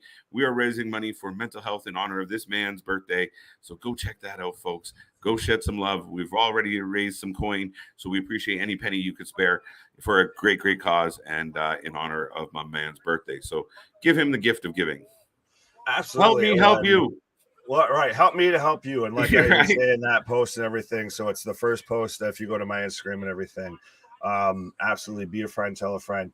And at the end of the day, whether you're able to donate anything or not, I do just like that the kind of message is getting out there. Like even in our kind of little circle, mental health discussions and everything have very much, I guess, kind of picked up of we're more, checking in on each other, seeing how everybody's doing. The dialogue's a lot more open, and that's really the ultimate goal. Right. Lots of what. By the way, we got Solo and Madcap in the ring right now. If you haven't made a prediction on who's going to take this one, please do so. It's for the North American title, and good stalemate. Good 2 powerful wrestlers squaring off. Well, this would work perfect if this was, in NXT. No, I like this match in WWE.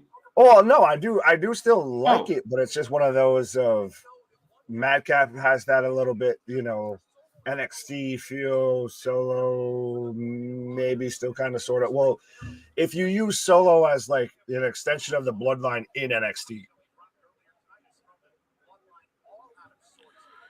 Yeah, I mean, I think you're going to see back and forth for him, Nick. I think he's going to, be up and down. So, I wouldn't split that at all. Fair enough. But I do have a theory, because I know we've been talking throughout the night about, the main event potentially of Extreme Rules, and obviously Logan Paul calling out Roman and this and that.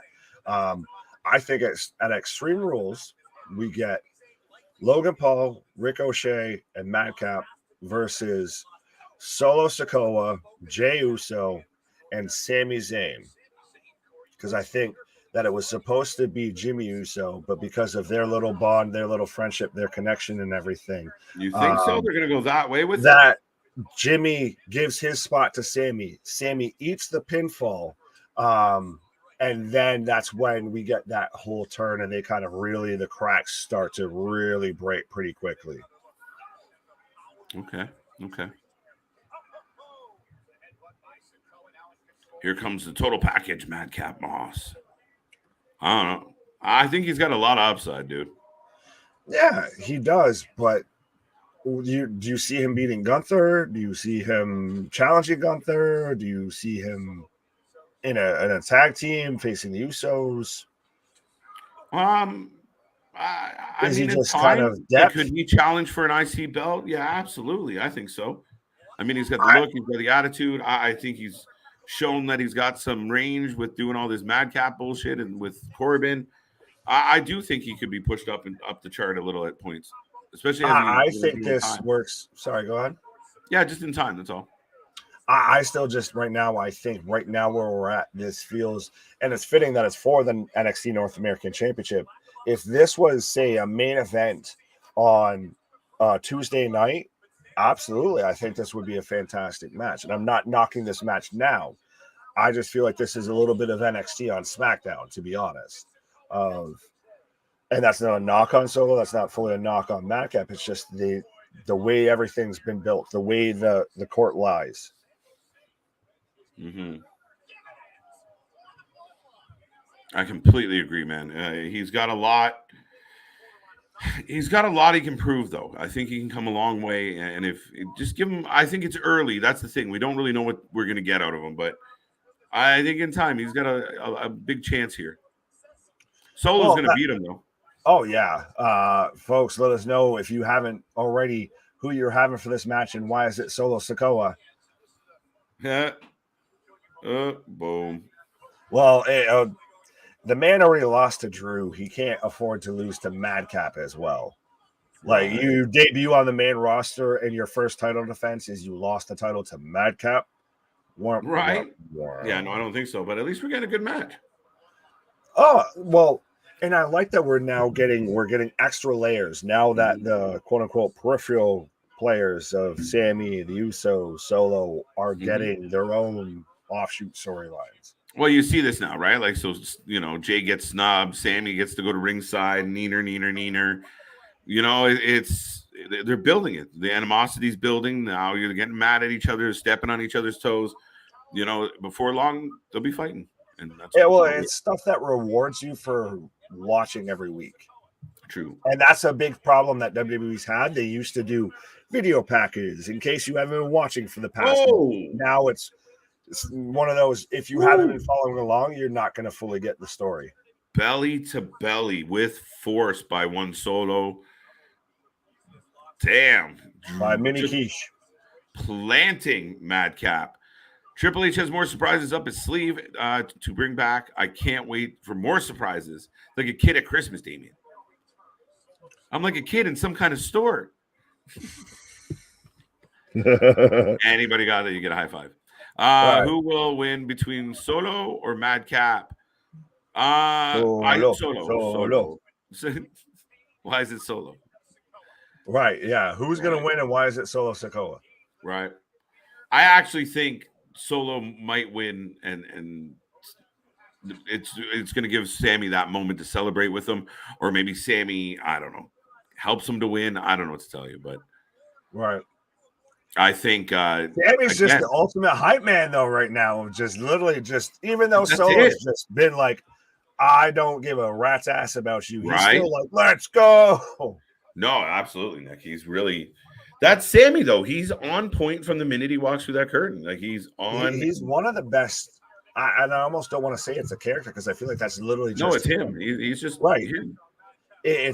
But that's what works with professional wrestling is when it's just you turn to 11. That's it. Turn it up. Let's go. Christ, we've even seen it here. It's just us turn to 11. Right. Oh. Solo for the win. Nani? Well, I think Madcap Moss will crush and destroy. Oh, there you go. I don't think it's going to happen. Right. KJ, are you saying Bianca would be bigger than Jade Cargill in AEW? Yes. Oh, yeah. Yeah. I think she's the bigger star overall, to be honest. Yeah. That's a tough one. Well, but I argued that Jade was a bigger star than Belair for quite a while, though, right? Right. I mean, oh no, but I was arguing against Britt. Belair's got it by a slam dunk. There we go. My bad. I got confused there for a second. Wow. Yeah, exactly. What? I just see it and it's like a trigger now. Why? You're gonna have to start a Like a support sound. group. That's the thing. That eventually it's just gonna be a picture, like a still picture of me, and then you're just gonna have a soundboard and just Right? Yeah, you don't even have to show up. Just I don't even have to be here. Just what? big slam by Moss. 1, 2. Big kick out by Solo. Yeah, no, I think we're gonna at some point we're gonna need a fucking support group. Welcome to What Anonymous, Waters Anonymous. right? What? There you go. That one's What? Jamie. Jamie even broke it down in different languages. Right, we're working on it. I'll just say this. I love how over this my stolen gimmick has gotten. Is that correct for French? I'm not going to get into this. You're from Canada. You should know. I know. I mean, by Montreal. I gave up. Ask Sammy. Ask KO. Looking forward to the Battle Slam, September 25th. Going to be a good show. Yeah. Yeah. Right? I don't know what we're doing on the 25th yet. I like the picture. All right. Mm-hmm. Nick, cut the shit. It's your turn to cut the shit. Scissor me, Vic. Scissor me, Vic. Let's go with that, right? Why? What? Fuck. There's an echo in here. I like the picture of John Cena too. I like the picture of John Cena too, Damien. There you go. Okay. Oh, yeah. I guess no funny jokes for Madcap Moss to tell it. Every WWE fan, though, right? Wrestling for Life Network. I'm glad he's not telling any jokes at all. He's just wrestling. Much better. Right, let's go. Like, this is what we want to see. If he's a talented guy, if he's two go.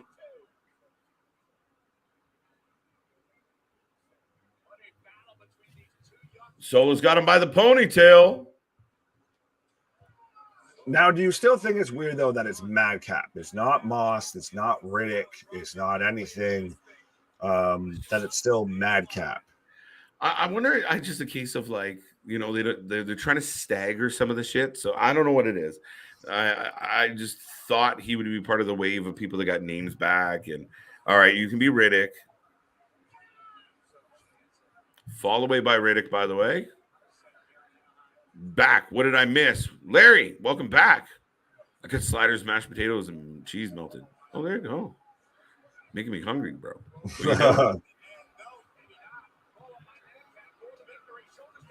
Okay. What? Another vote for Solo. It feels right. Again, like I said, who are you taking in this match, and why is it Solo Sikoa? I've got Moss right now with a big follow-away slam. I'm gonna call them a different name, and if they won't, maybe they'll just catch on because you know we've got their little bots and everything that watch us. So he used, sorry, Nick, he used a straight up Uranagi, like almost like a rock bottom style Uranagi to take rock bottom. Right, it was close. He did that too against Carmelo. Right. And I think there was Roman, I think, might have been on record a little bit of hinting towards or talking about the potential of a match between him and Rock. I think that they're somehow trying to act like we don't all know this is what's going to happen. But well, but see, Sammy was involved, right? Sammy gets chased around the ring by Riddick, slides in, slides out, gets caught with the super kick. So Sammy's in the good graces of one Solo now all of a sudden. Oh, yeah. Well, the Samoan very much is just trying to prove his loyalty and just prove that he's, very much, if anything, the biggest supporter, the biggest fan of the bloodline. I mean, the man wanted to have the Sammy Awards and all of that. And, sat there and did even a little dance for Roman a week or so ago. So, right. It's just funny to me, and it's still, I get it. We all know we can see the cracks forming, and just it's going to be interesting to watch how this all comes tumbling down. Right. In honor of Big Nick's birthday next Wednesday, come on through and help celebrate the battle against mental health. Be a friend, check on a friend. Remember, you don't have to fight alone. Beautiful message, JV, and that's absolutely correct, folks. We will be here on Wednesday. Grand Slam, titles on the line. We're going to crown a new champion, and the champion of our hearts, Mr. Big Nick. In honor of him, we are doing awareness for mental health. We have set up a donation link down below. Check it out. Give it a click. Give it some love. It's a great cause. We all go through our ups and downs, so why not help the cause out? And everybody either has gone through something and know people who are going through things. So now no time is greater to do something like this than now. It's super proud to do it on our channel. So yeah, there's don't miss that show. Absolutely. There's no better time than the present to talk about something like this, because this, I hate to say it, is literally a matter of life and death. But honestly, JV, thank you very much. I know I give you a ton of crap on here and everything like that. You're like my adopted little brother, I guess, virtually. Right. But no, thank you. And I'm just humbled, honestly, by all the support, all the love and everything for that. Be a friend, tell a friend, always check up on a friend. It's at the end of the day, we just need to not have a stigma about it. It's everybody deals with it, so why not just talk about it? No, absolutely, Nick. And I think you're a touch loud on the background there. But yes, like I told everyone, Nick hates when I do this. But next Wednesday, we always appreciate when people show up. But next Wednesday, I want you guys to let everyone send out a mass email, send out a group text, do something, and tell everyone just to show up and give us a thumb, give us a view, make it. Damn you! I win, checkmate. Right, you're affecting my mental health right now. No. In a good way. I'm kidding. I love it. But yes, folks, make it one of the biggest days in this channel's history. So if you know anybody out there that just wants to share some love and share some love for a good cause, do it Wednesday. What? I don't know how else to respond to that. I'm very appreciative, and I swear you keep trying and break me on stream. We gonna keep it together now, folks. Well, I mean, it got a little long-winded, but folks, we are back into a commercial. How are you guys enjoying SmackDown? We're heading into the final half an hour. Don't forget, at the top of the hour, we come back with AEW Rampage. We're looking forward to that. The card's actually stacked. If you do know the spoilers, shut your mouth. Shush. We're going to keep going. And it's a Friday night. We might just stick around for a while, see how we feel, see how alive the chat can get. But let everybody folks, we are here all the goddamn time. The most fun you can have watching wrestling. Join the family. Be a part of the show. Be a part of the beginning of an empire as we add more content. We come up with more plans, and we continue to grow this brand and this channel. So thank you so much for being a part of it. And be here Wednesday. Like. I glitched. Man, hit the remix button. Right. Solo gonna win the big toe mat in what? Solo gonna win. Keep your hobbies to yourself, sir. That was a big super kick. I definitely agree, A-Town. He ate one hard. Pause. Sorry, watching TV and eating. Oh, okay. Sorry. Hey, Larry, what are you eating? He told us earlier. Did he? I completely missed it. Apparently, everybody's got to let us know what they're having a snack on. Yeah, it's crazy. Rampage card. Samoa Joe versus Josh Woods. Dang, I like it. Darby Allin versus Matt Hardy. Don't get it. Ethan Page versus Danhausen and Penelope Ford. I don't love the booking, but I think Danhausen is about to do another job in a hard way. And Penelope. That's Jim Cornette's fault, you bastard. Penelope Ford is going to fight Willow Nightingale. I don't care. Well, to me, honestly, we got some things to talk about when it comes to AEW, and when it comes to someone with the last name Hardy. Unfortunately, they're not wrestling. Well, fortunately, I should say, they're not wrestling on Rampage tonight. So, right? Yeah, because I've heard all the nice little rumors and everything about a man who should not be anywhere near that locker room might be coming back. It'd be interesting. I mean, it might not be a good time for some. It's a terrible time. You want to come back during some kumbaya shit? I mean, right? Walking into that chaos leads you to Let's add some dry cotton, to a bunch of fucking kindling and see how that goes. No, oblate. What? Right. Why would you be eating me? We're gonna move on. All right. Okay. All right. Got the shit. Yeah, Victor. Thank you for that. Wait, where you go? Well, what? I was trying to go here. All right. U.S. title match: Lashley versus Seth Rollins and KO versus Austin Theory on Monday Night Raw. I'm down. It's going to be a good night. And for Dro, who kept asking at the beginning of the show and everything, if Roman Reigns is here, he is not, because he's getting advertised for returning next week. Advertised returning next week. Right, and we're getting Braun Strowman versus Otis next week. Yes, and I said this while you were away, Nick, but I surprised myself in saying that I'm kind of okay with that. I'm kind of looking forward to it. Oh, it's big beefy boy slapping me. I'm fine with that.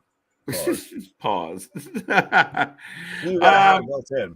Right. I mean, I kind of liked it. I mean, Otis showed his strength, picked up the big man, slammed him hard. Braun no-sells it. You're like, okay. We got something. Right. And you got that little irritant mosquito in Shorty G just buzzing around. It works. Mini Kurt Angle. I'm still going to say it. I'm going to say it until it happens. Man, do you remember the cartoon with the big bulldog and the little dog? Oh, yeah. I get you. They're just like hopping like the Looney Tune. Like, yeah. A-Town cut the shit. Right now, we're getting Hit Row coming out. So we're getting the Fatal 4-Way tag match to determine who's the number one contender to face the Usos. So if you haven't given us a prediction so far, let us know who you're going to take for this match. I'm taking the New Day. I think you're taking Imperium, which is not a bad shout at all. That's still one of my favorite moments, honestly, so far, at least under the Papa Paul era, of when it was a good one. Out there like tearing up as he's announcing them. No, I that was a good pop. Like, I mean, that was a really good moment. I went off like a mark on like completely on screen because it was like instantly like, oh shit. You know, we kind of bitch and moan about it for so long, and it was finally like it's almost like they're listening. Like, he walked in the room and said, "Okay, guys, I know you're on your phones all the time. What the fuck are people complaining about the most?" They're like, fucking Imperium, you know, they miss Bailey, Karrion Kross got screwed over. Everybody misses Scarlett. Hey, I love it. Sorry, I'm getting the Imperium entrance. Oh, right now I've got Thor and Loki, aka Kofi Kingston and Xavier Woods, coming out right now. So he stayed Giovanni Vinci, but he's part of Imperium again. So we're just like, Giovanni Vinci works as a good, honestly, solo gimmick. It's Ludwig Kaiser that doesn't. He just looked as like the guy who gets his ass beat by Gunther. They did stop. You can stay here and get your ass beat. You can stay here and get your ass beat. They did stop the. They did stop the BDSM the 50 Shades of Ring General. The 50 Shades of Ring General, next novel coming out. Right, exactly. Well, written by Gunther. 50 Shades of Gunther. 50 Shades of Gunther. No, I'm like the entrance, dude. That visual with the big screen and the pillars, that's amazing. Oh, absolutely. I still can't really quite make out if we fully got the dun, dun, dun, dun, dun, as the entrance theme. Yeah, we did, didn't we? Yeah, I feel like we've gotten bits of it. Oh, I might be hearing things, but anyways, I do like that we're getting Imperium back as a tag team, and I think honestly, Eichner's managed to develop himself the most out of this kind of, I guess, pause for the cause, like we tend to take during streams. Right. Now, what do you think, though, about the rumors and everything that I've heard, that even though we're getting all these teases about Butch going back to Pete Dunne and everything, that we're not going to get Pete Dunne again? That he's stuck on Butch mode? No, I think it's kind of like what they're doing with LA Knight, where I don't know, he's still acting crazy. I don't know what to tell you, but it seems like less and less. And maybe they're just trying to work it out. And then I don't know. Will they give us Pete Dunne as a name? Those are terrible looking punches, boys. What? What? Good timing on the what? But no, it's a bit like even with Dominic Dijakovic of, are we going to still ever get actually him, or are we going to just always kind of get T-Bar, but he just I think we're going to get Dijo. I really do think we're going to get that. I think that we're going to go back that way. He's never going to come back out as T-Bar ever again. That never happened. Well, we're getting Pete Dunne wrestling as Pete Dunne, but he's going by the name of Butch. And we've got right now Ludwig and Pete Dunne. I'm gonna keep calling him Pete Dunne, just like I'm gonna keep calling him Dr. Walter. Just hammering each other. Well, it's like we sorry, Too Fast Furious going. Oh, wait. Oh, so this is a weekly shtick now for AJ, who says he's gonna do like an over the top move, but it gets stopped every week. You'll get there. Right. AEW Wednesday night rating was 1.175 million. I know they've been that's 4 weeks in a row. They've been over 1 million at some point. So I believe it's 4. Dale, you can correct me. Yeah, they got the same ratings as probably like episodes of Cops used to get and everything like that. Wait, turn in to watch a car crash. Yeah, I mean, but again, controversy sells, and exactly. I think you can't. I mean, we've seen the spike, and yeah, 1.175 is a good number for them. The question becomes, Dale, can they grow it, or do they regress back to their average? Well, that's the thing. Is I think Tony's finally, quote unquote, capitalizing on all these eyes turning on him and everything. Of now, people are tuning in, and he's like, "Well, my hands are tied, so I guess I might as well go with the actual decent option." Mm-hmm. Well, here's the thing, though. Again, when in moments, Kofi and Xavier going flying. Sorry. Oh yeah, I'm back in the commercial. But here's the thing, Nick. It's no different than when you're trying to build anything. There's moments that force you to change. Like you can keep doing the stuff you did in the beginning and stay like that, right?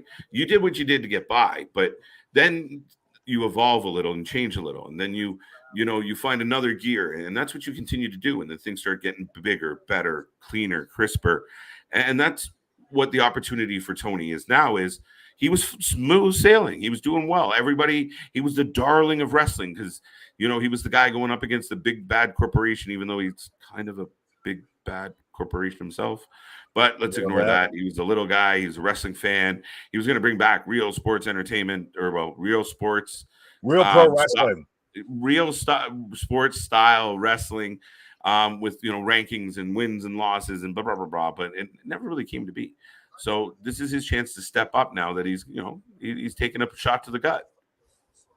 Oh yeah, this is very much of now. Let's see what you have, up your sleeve when you don't have your top players like CM Punk. You don't have the Young Bucks. You don't have Kenny Omega, which some would argue is not a bad thing. What's up? Some would argue that's not a bad thing. Oh, absolutely. But I think it's one of those of you've always had this discussion of, I have so much talent, but I don't know how to get them all on TV. And we've talked about how overinflated the AEW roster is now. So what better time to show, what you really have in store and what you can really do as quote unquote Booker of the Year, than to do it when your back's pressed up against the wall. And I think the unsung hero in this whole situation, honestly, is Jon Moxley. You're muted.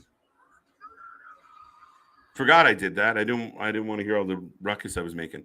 But listen, I've been highly critical on these streams of Jon Moxley. I thought he got stale. I was sick of hearing Wild Thing. I was sick of seeing the no cells. I was sick of seeing the same old match. And he's bleeding again. Yeah, but since this all took place, I've liked everything that he's done, and I'm looking forward to Wednesday. I think him and Brian are going to tear the house down. I think they're going to get a good amount of time to try and do it in. And yeah, I think we're going to get one of the biggest swerves in history. And maybe that's why Brian wins it, because that will be the, oh my God, Brian finally won it, only to get to really screw him. And maybe that's the swerve. Hey, you know what? I'm going to go out there and cut a promo on Moxley because everyone thinks I'm going to lead them this way, but we're going to go this way. We're going to rip their hearts out. You're saying everything I said on last Wednesday, right? That's what's going to happen. I feel is that honestly, at the end of the day, regardless of who quote unquote wins the AEW World Championship, Maxwell Jacob Friedman is leaving Grand Slam AEW Wednesday night as AEW World Champion. I think that's the play. I honestly think that's the play. I can't see it. Anything else, I think, is oh, really? If they have a 5-star match and one of them goes over and they're standing up on the ropes and that's how it goes off the air, we might be like, oh, okay, That's it. All right. Is that greedy as a fan? Maybe. Yeah, it's sorry, Tony. Now you've constantly set us up for the and what. And so when you have the perfect moment for an and what, especially when you know all eyes are looking on you, because we've even seen it with the shows that we do and everything, of most people tune in to AEW just to see what's going to happen. So now you have all these eyes tuned in, and this is two guys that are beloved in wrestling. Go ahead. It's just Pete Dunne doing the whole joint manipulation and stretching the fingers, and you're like, just oh, one of those looks just crazy good. Yeah, it's one of those things that make you go. But now when you have all these eyes watching on you is when you have to really strike when the iron's hot. And so far, Tony's thankfully been going in the right direction. It's now you have to really cross that finish line and get over this hurdle. Yeah, and I think you're at this point where you got to decide: do you want to be a super indie or do you want to compete? Right. And if you want to compete, you got to make changes, and you got to make choices, and you got to make hard choices, and you got to be able to do something solid, and stake your claim. Go to war. Go. You know what I mean? It's your little engine that could. You're up against Goliath, and you're only competing against yourself. And we can all love all the wrestling, but we would really love the wrestling more if both teams were delivering at the highest possible level. Well, and it's one of those that don't act like you're a team in the game if you don't want to be a team in the game. Just because all of a sudden now you're starting to lose the battle doesn't mean you get to sit there and say, oh, I don't want to play anymore. But at the end of the day, I think it's now Tony's realized, okay, so your guys, Bucks, Kenny, Hangman, etc., your way didn't work. Your way has landed me with nothing but egg on my face. Mm-hmm. So we're going to do this the way all these other people that have all this wrestling experience, like a William Regal, like even, honestly, a Christopher Daniels, like half that locker room, like even a CM Punk, which I still say that man was right in what he said, even though he did it in the wrong circumstance. But that's the way Tony needs to go now. Yeah, I mean, and again, sometimes out of necessity makes you make the best decisions, right? Like, right. When you're backed into a corner, you're either dead meat or you find a way out of it. And I mean, again, that's where he looks around and goes, who can? What was that? Am I the only one that was scared of seeing Ridge Holland do a belly-to-belly overhead suplex on Fabian Eichner? Right. If you know, you know. Ugh. Yeah, I get you. This one, well, we got a lot going on here. Wait. Did Logan Paul show up? Alexander, yes, he did. Welcome back. You showed up as well. Victor says 762. Wait, we had more than that. Subscribers and counting. Thanks, everyone. Tell a friend, and let's continue to grow the channel. Victor, can't give you enough love, my friend. The unofficial fourth horseman, and right now we're at 765, folks. Let's try and hit 800 at minimum. You know, by my birthday at least. Now we're at, okay. We're gonna make an extra special birthday, so we get to 800. We get a bunch of likes. We're good. It's gonna be a good day. It's the man's birthday. Help us celebrate. Oh shit!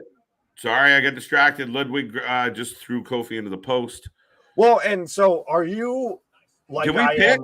Why is this not like a fatal four-way? And anyone like you can tag in your partner, not just there's two men and anyone can tag in anybody.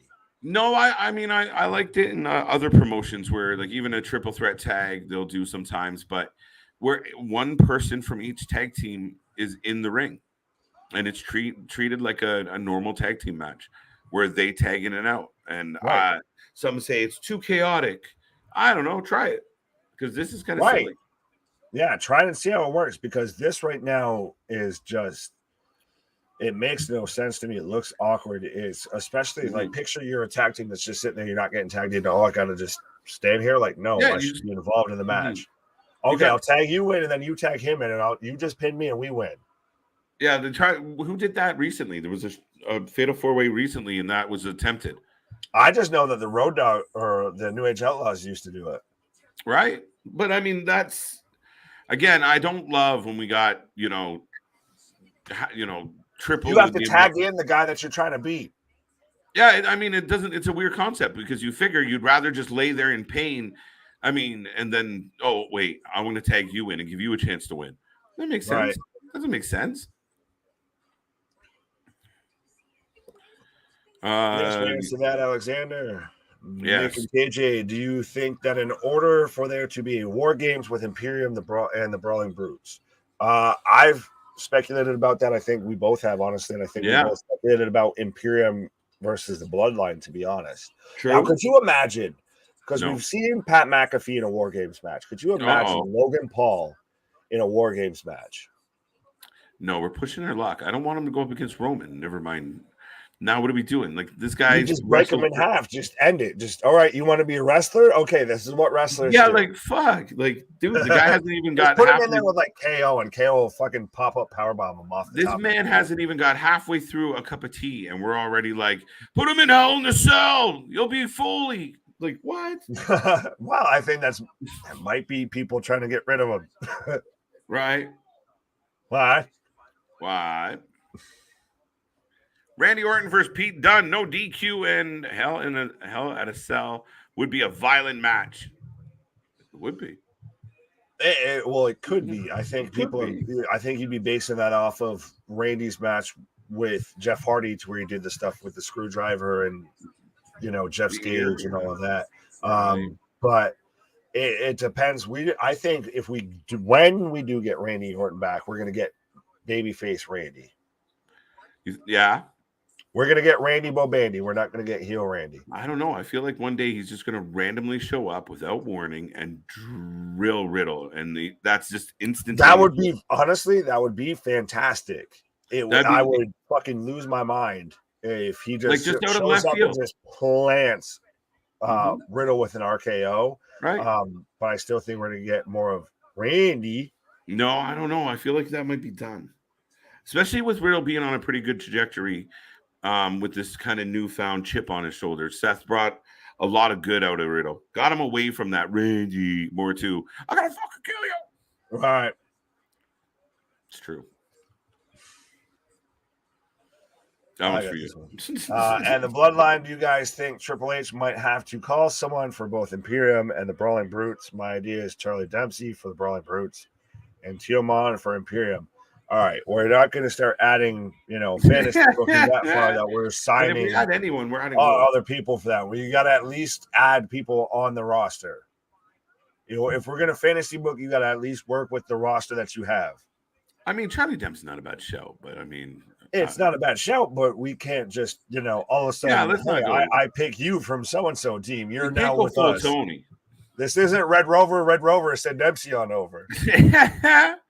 Let's say WWE is able to hypothetically buy out controlling. Like, I love the creative minds of our wrestling fans. I love it. If anything, Anthony, to be honest, and Nick and you and I believe, agree on this. Just buy MLW. Get the lawsuit over with.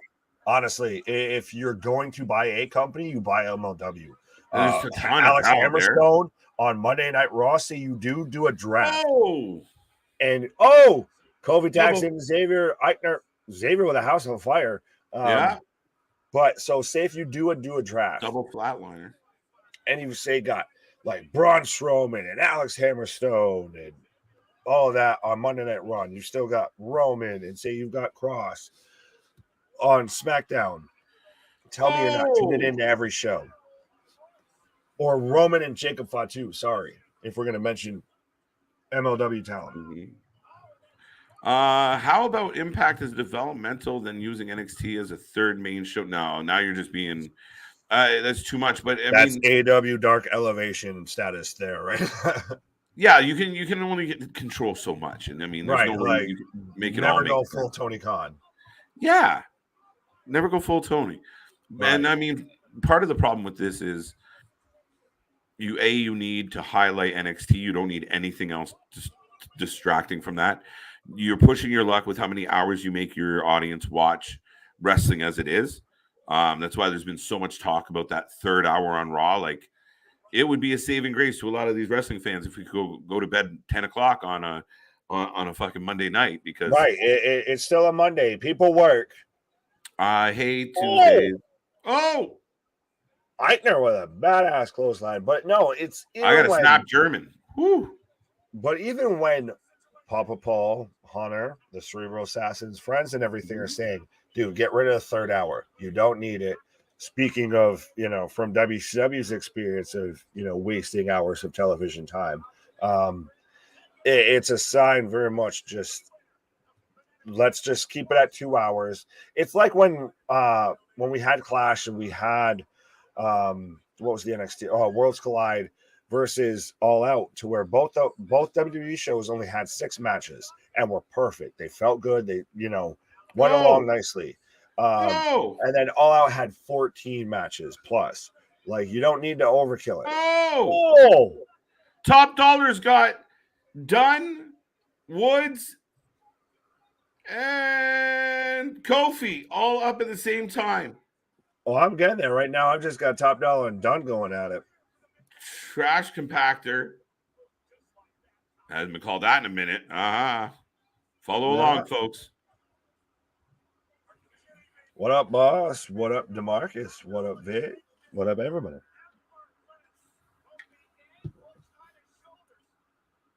Why? How's it going, boss? He's got everybody in his grasp. Yeah. Oh, holy shit. He's got the whole match in his hands. I pause because you're going to catch up for a second. Wait for this moment. You keep trying to pause and it's not going to work. It does work. Ridge and Top Dollar going at it. Yeah. Oh, two. Oh, is he going to reverse the pile driver? Oh, he's going to go for the Alabama Slam. Yeah. Oh. Ooh. Larry Major Bosch. I feel like we said. No, I don't think so. He thinks he's Super Cena. Well. No, that man went full Derwin James right there, from the San Diego Chargers, just playing that man like Travis Kelce. That's what happened right there. Right. That man just said, "Not today, Sonny." The Ring General. Oh, you might be right. Oh, Nick. Oh, shit. Xavier with a super kick. Wow, what a match. What a match. Kofi with a dive outside, knocks out Top Dollar. What? Oh, what the hell type of move was that? No. 1, 2. 2 count. Dunn breaks it up. I'm waiting for you. Dunn breaks it up. Now I'm just slightly ahead. Xavier going for a roll up. I get on top, dude. Kofi! Giovanni on Kofi. Roll up. It doesn't pin. Another roll up. The most devastating move in professional wrestling, the surprise roll up. There you go. Oh, shit. Spine buster. Kaiser with the boot. Dude. I might be right. Straight out of Arn Anderson. Oh, shit. Ridge with the knee. The sneak tag. Oh, Ridge tags in. Wow. Ridge is the legal man. Yo, Kofi looked like he broke his neck. I don't wish anything on that man, but he went down hard. Don't say that with a member of the New Day. Oh, I didn't. No. T's and P's. But so Ridge picks up the sneaky win. And we're done. Like, they ran off the channel. That's it. They were tight on time. Ladies and gentlemen, we are going to switch over to AEW Rampage. Do not go anywhere. While we're changing over, by all means, put in the little box exactly how you felt about SmackDown. Give us a rating out of 10, and we will be back in a couple of seconds. I jumped the gun. But, stay tuned. Rampage coming up. We're going to have a lot of fun. It's Friday. Let's see how it goes, folks. Lots to watch. Let's go.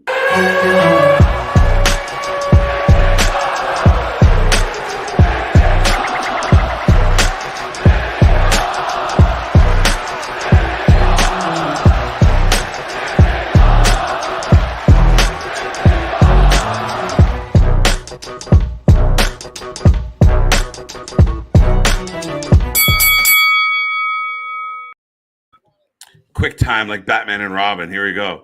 We are back at it, folks. Right?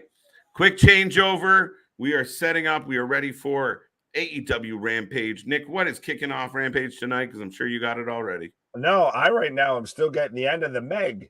So that's the funny thing. Really? Oh yeah, I'm still getting credits right now. But that's the fun thing is that normally SmackDown's the one that kind of, there's still a couple minutes left, and what's going to still happen? And instead, they were like hard pressed, like we're out at 10. That was it. 9:59, and right now Rampage is kind of just like, well, shit. Like, get off the air before everyone realizes what just happened. Right.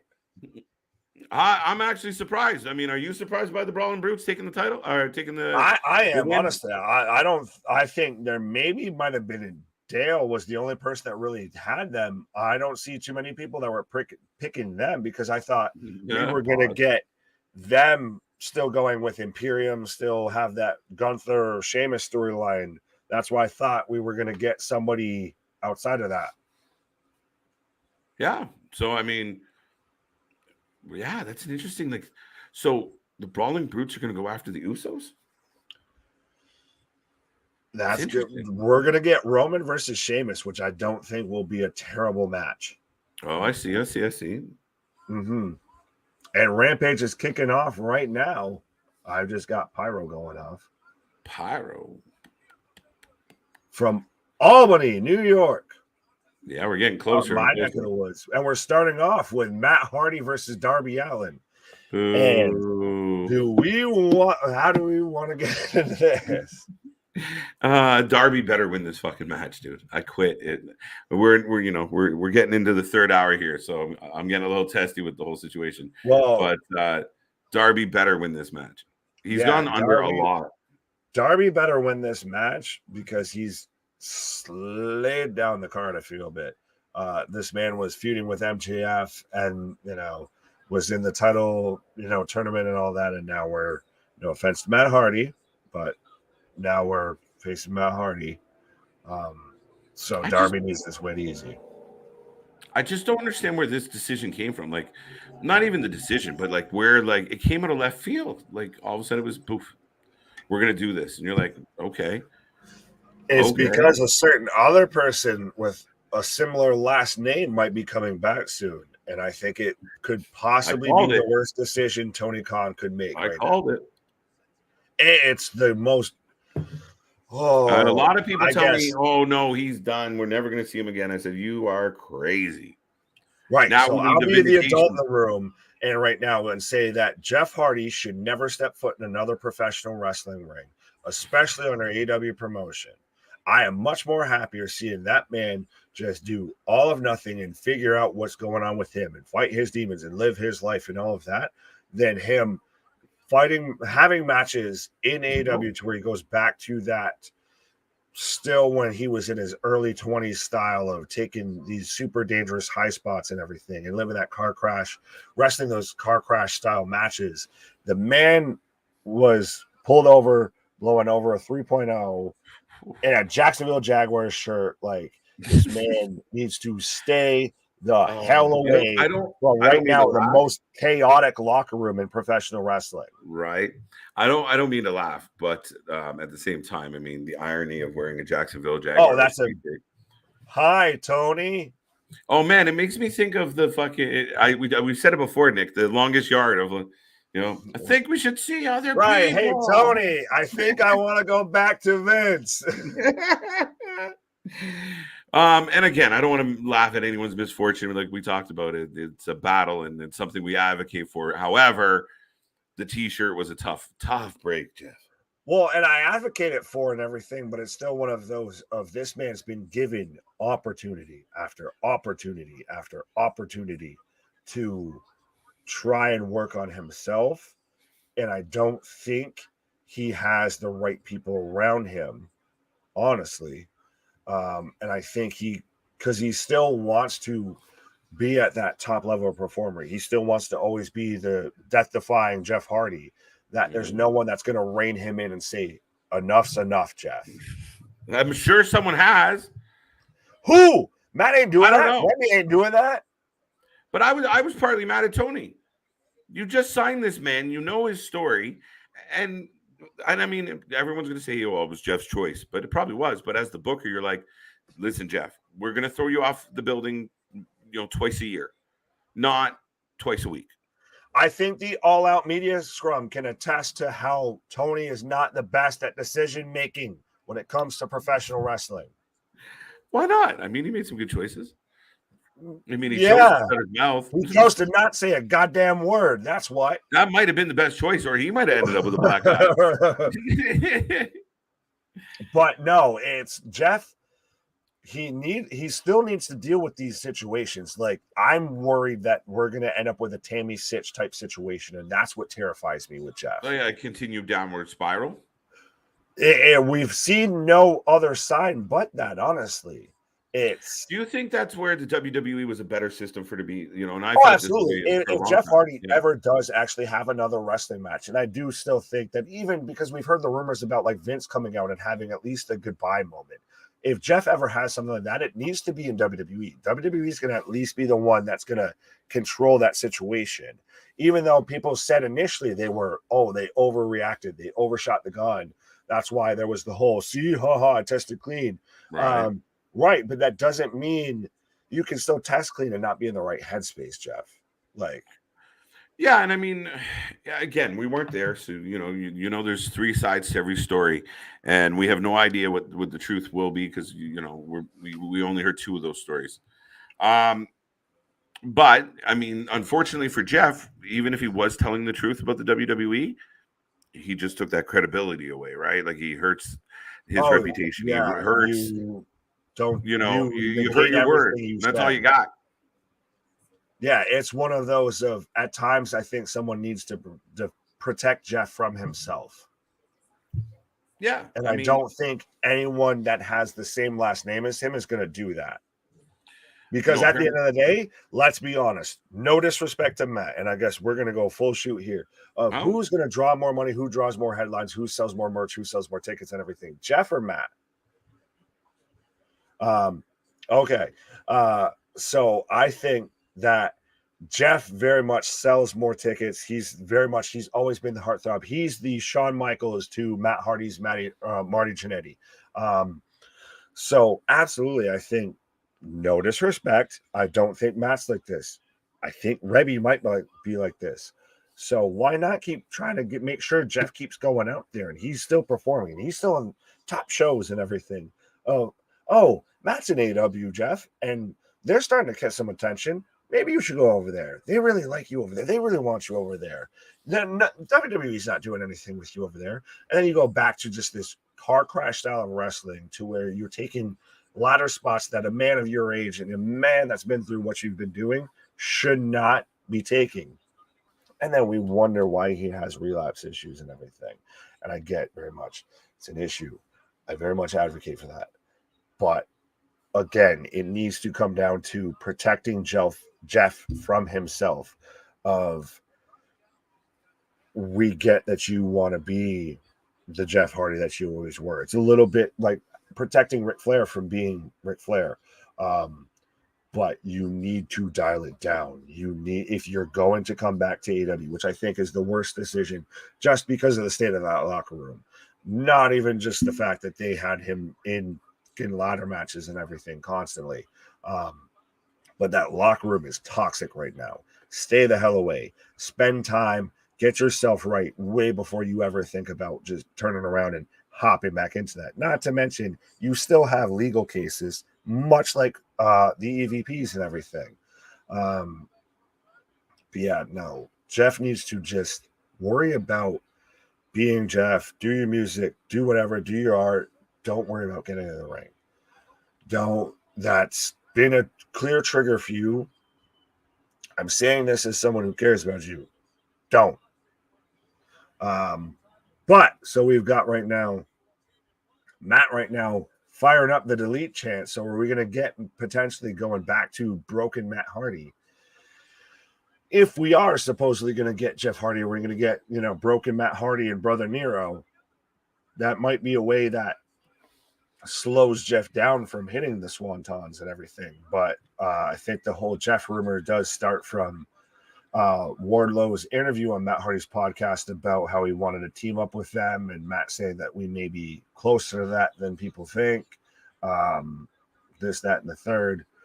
But so maybe we get Team Extreme teaming up with Wardlow like we got FTR teaming up with him. But I still think if we've lost the House of Black, essentially, of now they're just a tag team because obviously Malachi's not there, let's just fuck it, send it. Go full bore with Broken Matt Hardy and Brother Nero. If you're going to bring Jeff back, at least have him do something that's not going to be that high flyer, daredevil, death-defying style. I like Darby Allin's character and wrestling style, but if he doesn't slow it down a little bit, he will not have a very long career, guys. Taking huge bumps on Rampage shows, save it for a big few guys. Touche, and Matt with a big, almost like razor's edge. But the thing is, though, I think with Darby, and especially a guy more of his like type of stature and everything, is he can take those bigger bumps, and it looks way worse than it actually is. And I'm not saying that as someone who's taken a ton of bumps or anything like that, but it's one of those of when you are of a smaller stature, you can, when you get thrown around like a ragdoll, it looks more effective. That's why they wrestle that kind of style. Claudio versus Chris Jericho for the Ring of Honor Championship next weekend, and I might just got announced. Yes, absolutely. We had heard that as well. So again, thank you, Tony Khan, and be here. That is, going to be my birthday show, to where we're going to get the Acclaimed versus Swerve and Glory for the AEW tag titles. What? We're going to get Jericho versus Claudio for the Ring of Honor World Championship. What?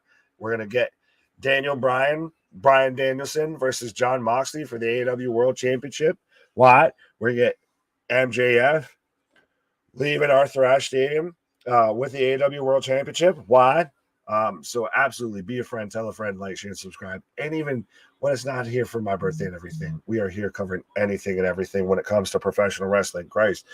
Even before we went live, we weren't, discussing, what we're going to, what are we not going to do on Saturday? We're sitting here just trying to plan out of, okay, are we going to do the podcast? Are we going to do GCW? Are we going to do this? Are we going to do that? What? Just making more plans to cover everything going on in professional wrestling. What?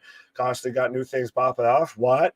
Got a big things popping, little things stopping. What? Up to something season never stops. What? So absolutely, we are here. We are, your best friends when it comes to professional wrestling. We're here covering. Oh, and the House of Black shows up on Matt Hardy. So maybe, I guess though, like everybody thought Matt Hardy was going to be, potentially at one time or another, the new leader of the Dark Order. Now maybe we'll get Matt Hardy as the new leader of the House of Black instead of we get the House of Broken. But Brody's cutting a promo right now because we had Julia Hart distracting Matt for Brody. But yes, we are absolutely here covering anything and everything when it comes to professional wrestling. No matter what the promotion, pretty much if it's popping off, we're here covering it. We're here talking about it. We at least know what's going on.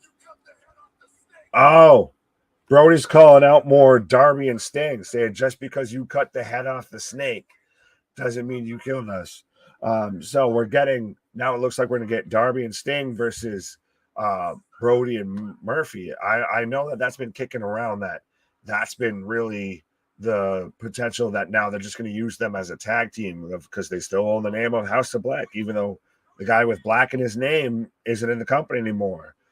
So it's just the house, and now, oh, wow. And so Brody just does the hangman spot, the hangman choke on Matt Hardy, and Julia Hart even pulls his feet out so Matt can't, get his grip or anything. I got there. And then the lights go out and they all just disappear. So a little bit of the Fantastique, but it looks like we're setting up to Darby Allin and Sting versus, I guess now just the house, since again, the House of Black has left. So, but I do like at least that they're still going to keep them as a tag team. I do think it works. I do think it adds much depth to the tag team division. What do you think? No, I mean, it's interesting now. Like, obviously they trademarked the name House of Black. He calls out Sting and Darby. Now we're going to get a no DQ match. The House of Black against Darby and Sting. Again, I feel like this has gone on a little bit long, and it's been a little bit all over the place. It's not full Dom Guerrero. Never go full Dom. Right? Pause. Yeah, it's usually the other way around with that fella. But no, so do you think that it's in? Well, I guess so. Who would you take then, Sting and Darby, or Brody and Murphy?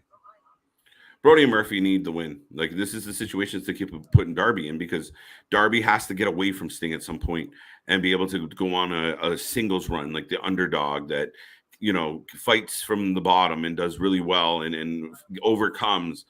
But he keeps getting in these fucking gimmicky tag matches with Sting. And to me, 3 years deep, I'm kind of over it. I think it's the problem with Tony's booking and everything is that at this point right now, most of his roster just needs a win. Somehow, some way, he's managed to back himself to where, like, the House of Black needs a win, the Acclaim need a win, Darby and Sting need a win. Like, God knows who else need a win. Yeah, that's when you have inconsistent. Talking about how Danielson needed a win. Everybody needs a win. Needs a win somehow. Yeah, that's what happens when you have inconsistent booking, right? Like, when you don't have a continuity to your booking, then you have a bunch of traded wins. Like, it's like the Lucha Bros: win one, lose one, win one, lose one, and then it's so hard to get behind them, right? Because you're like, shit, like, we really like them, but they keep fucking losing. Andrade, another perfect example, right? Oh, look, we got my friend here, and we got his brother, and we're gonna kick out. Oh no, we lost. Never mind. Right. No, we doesn't. No, we stuck again. No, he doesn't. No, Danhausen does not need the win.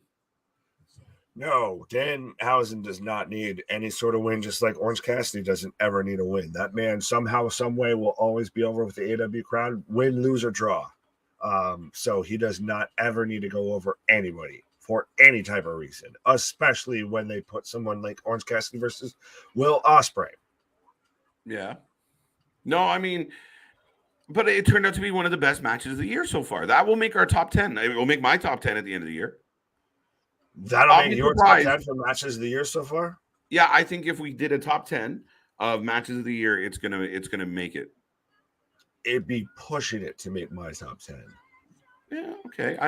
I could see it ending up being. I could see. I do see your argument, and that's the thing is that's what softened my, I guess, vitriol disdain for Orange Cassidy, but it's still there's a lot that they do wrong.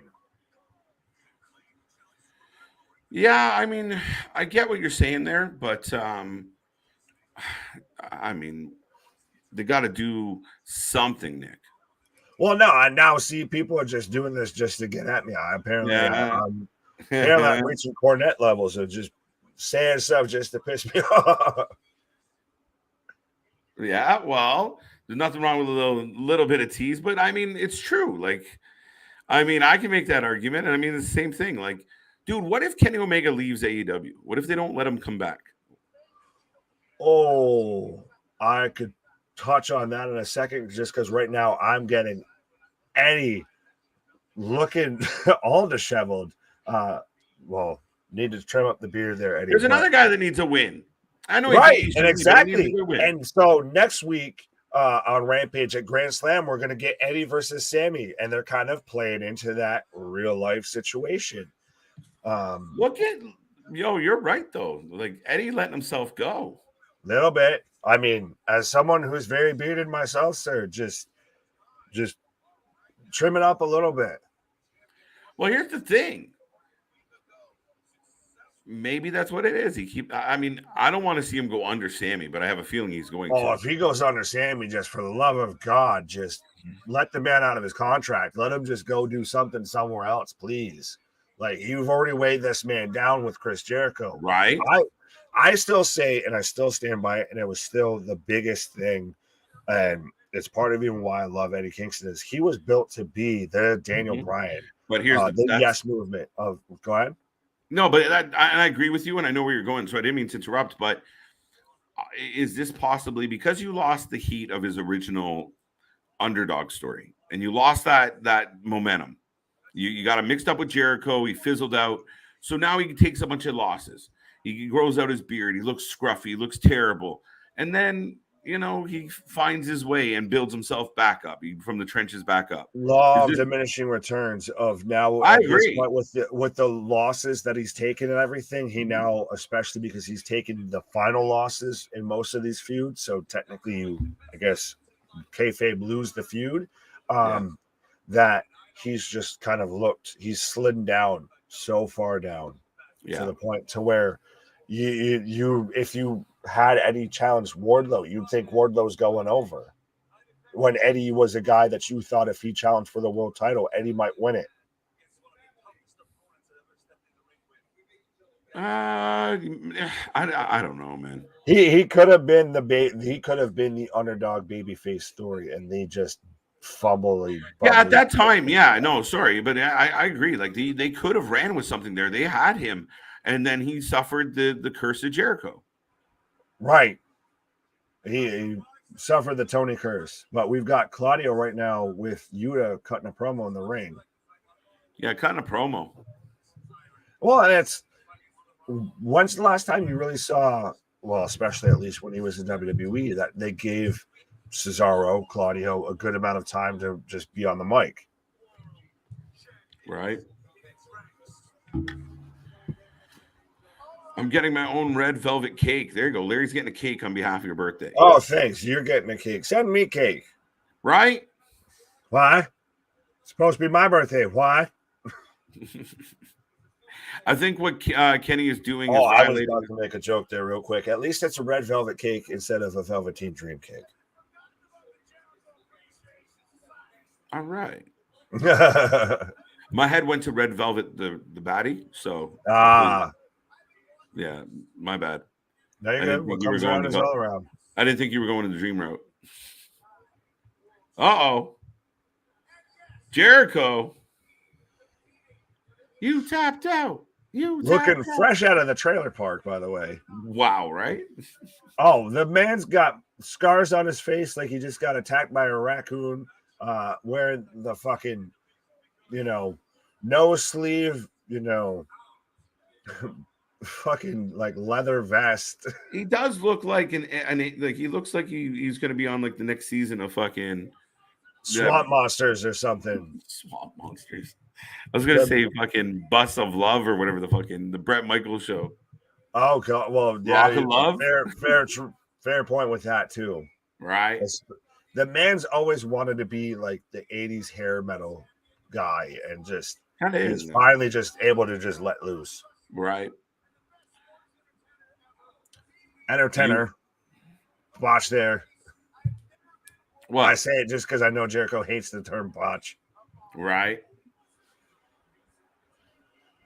I wish I was in Albany, Georgia, you idiots. There's Jericho. Right? I mean, Jericho's still Jericho in there somewhere. Oh, well, that's the thing is I say it as Chris Jericho now. I still loved pretty much most of the original run that we got of Chris Jericho. It's just now the story's gone on too long. You either retire soon enough to be the hero, right? Or keep wrestling long enough to become the villain. And right. Chris Jericho's chosen option B. Right. And he's not going anywhere. And like I said, I mean, I've been a long time Jericho fan, and I was pumped about him coming to AEW. And a lot of what he contributed is accurate and true. But I don't know. It's like his head got so big by being the big fish in the small pond.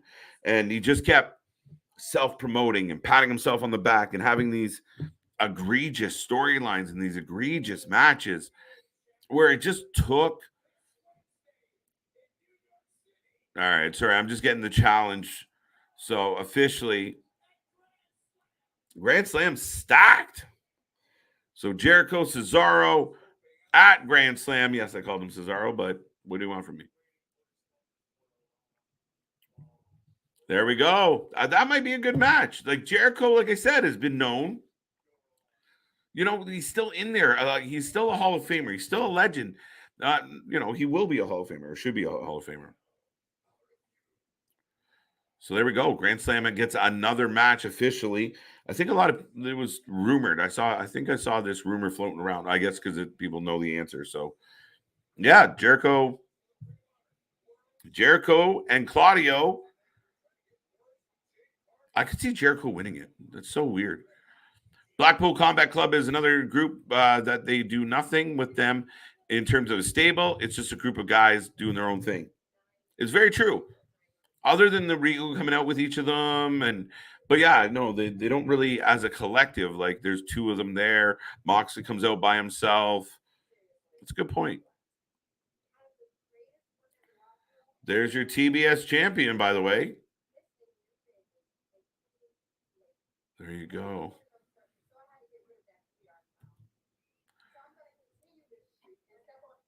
Okay, so here's the thing. J. Carrillo right now is on the screen. She's talking about she's going to continue her streak. And you know what, folks? She is. I say this streak is going to be a long, long, long running streak. And essentially, she does explain, we did know the connection with Bibbins, but I guess she got rid of him, as she says. Hey.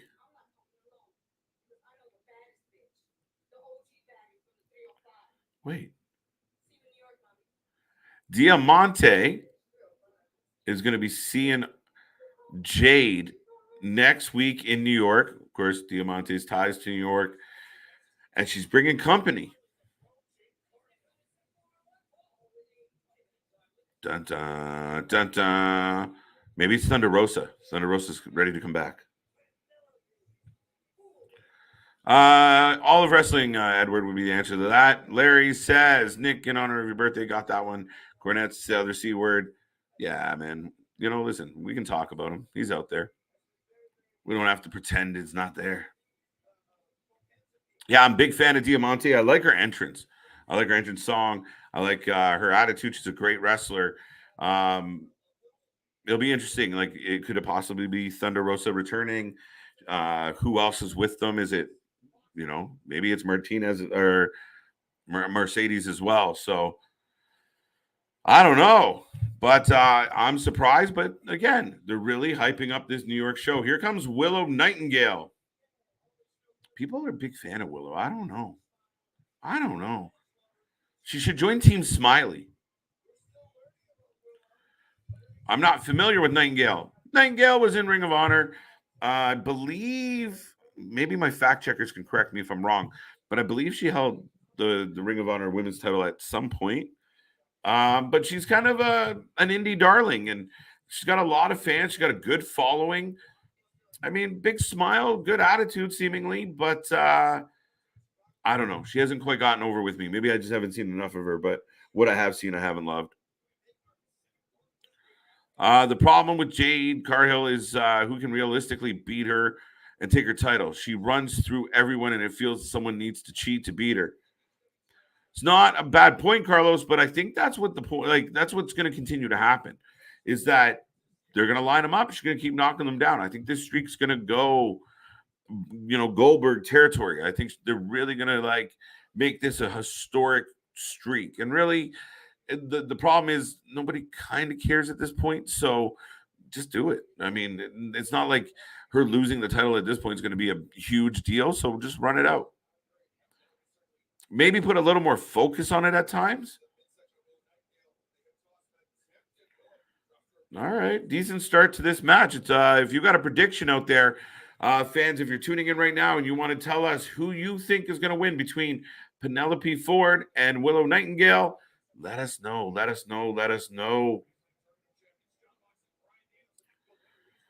And don't forget, folks, you got to be here Wednesday. It's Grand Slam. Look at this card on Wednesday. We got Moxley Bryan. We got Cesaro Jericho. We're getting the tag title match. We're getting a women's title match. We got so much coming your way on that show. Plus, it's Big Nick's birthday. We all love Big Nick. He's everyone's best friend. So tune in. Tell everyone you know. Find a friend. Like I said, put it out everywhere you can think of. And let's just blow this channel up insane in honor of my boy Nick. And donate. Go check out the link below. Go to our Instagram page. Go to Nick's Instagram page.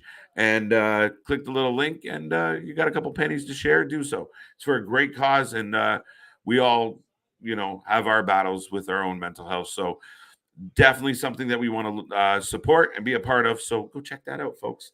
And don't forget, we're here all week long. We got more content coming to you this weekend. And we will be back Monday, Tuesday, Wednesday, Thursday, Friday. Pay-per-views are coming up. And we cover all the shows. So stay tuned. Right now, Penelope Ford is in control. Now, this is a girl that the more I see her wrestle, the more I realize she's got some decent athleticism. Willow reminds me of Doink the Clown. Ouch. I see where you're going. I mean, okay, not that far off. DeMarcus, good to see you, by the way. Kiki, good to see you. Roman, okay. She would be Goldberg. See Carrillo, get it. She would be Gilbert. There you go. That's what the ultimate match should be is Goldberg versus when she's at the final match to beat the record. She has to beat Goldberg to beat the record.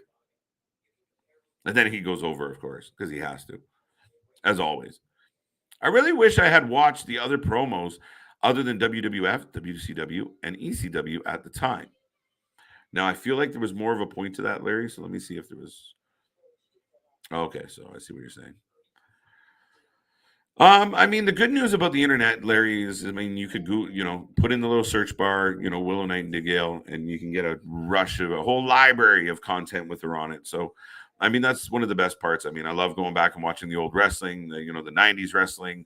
I'll go all the way back, to the 70s just to watch. Kind of on my downtime. It's kind of a lot. It's kind of our thing. So, but yeah, go check out some of the other stuff. Like you, growing up, it was very WWF, WCW, got a bit of where I was, at times it was hard to get ECW. It was very inconsistent when it would come on TV. But again, the onset of, we got some internet and we were able to get anything we want at this point. By the way, I got picture in picture and Penelope is in complete control right now. Problem Jade. I know I got that one. Where are we going? Penelope for the win. Please tell me you saw Logan Paul Heyman segment. Yes, ringing return. Thank you for being here. Thank you for coming back. And yes, we were live for that segment. By the way, I was on a break, but I'm not sure how much the ratings did. So I personally thought SmackDown was about a 7-ish. So I was cool. I saw some people put 7, 8. It wasn't a bad show. Didn't blow my socks off, but I enjoyed a lot of it. So, but this is interesting, and I'm really curious how the fans feel that Logan, kind of just got dropped into Roman's lap.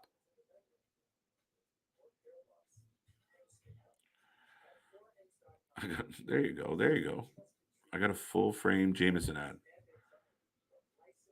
For what? Penelope's good. That match with Toni Storm was a solid match. It was. Like I said, she surprised me. I didn't take any, but I'll agree on with you on a 7.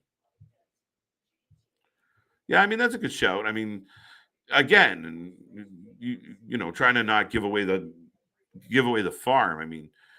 The show was good. I really like the Bloodline stuff. I really like the Sammy stuff. They were on the television for quite a bit of this show. Like they were technically on screen almost 50% of SmackDown, were they not? Am I incorrect in thinking that? But yeah, a surprise win with the Brawling Brutes getting the W to be the number 1 contenders. Bayley returned and looked sharp. I really enjoyed that match. She's such a great heel. She wrestles. She truly gets like the psychology of what she's doing. And then when she slows down a match and she works on an opponent, and she knows like, oh, it's a bigger opponent. I'm going to work on her back. I'm going to slow her down. Again, it was good to see. So the show was solid. It was a setup good from Roman doing his podcast. Yes. So yeah, Roman appears on Logan's podcast. And now we apparently are going to get Logan Paul versus Roman Reigns in Saudi Arabia. Interesting.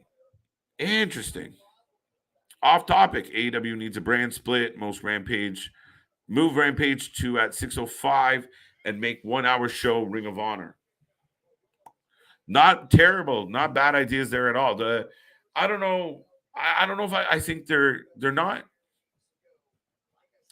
Now I got to bite my tongue on that. I got to take a minute and pull that back a little there, ringing. I was going to say they're not deep enough, but maybe from start to finish they're not deep enough. Like they got a lot of talent, but they're having a hard enough time getting a consistent show booked.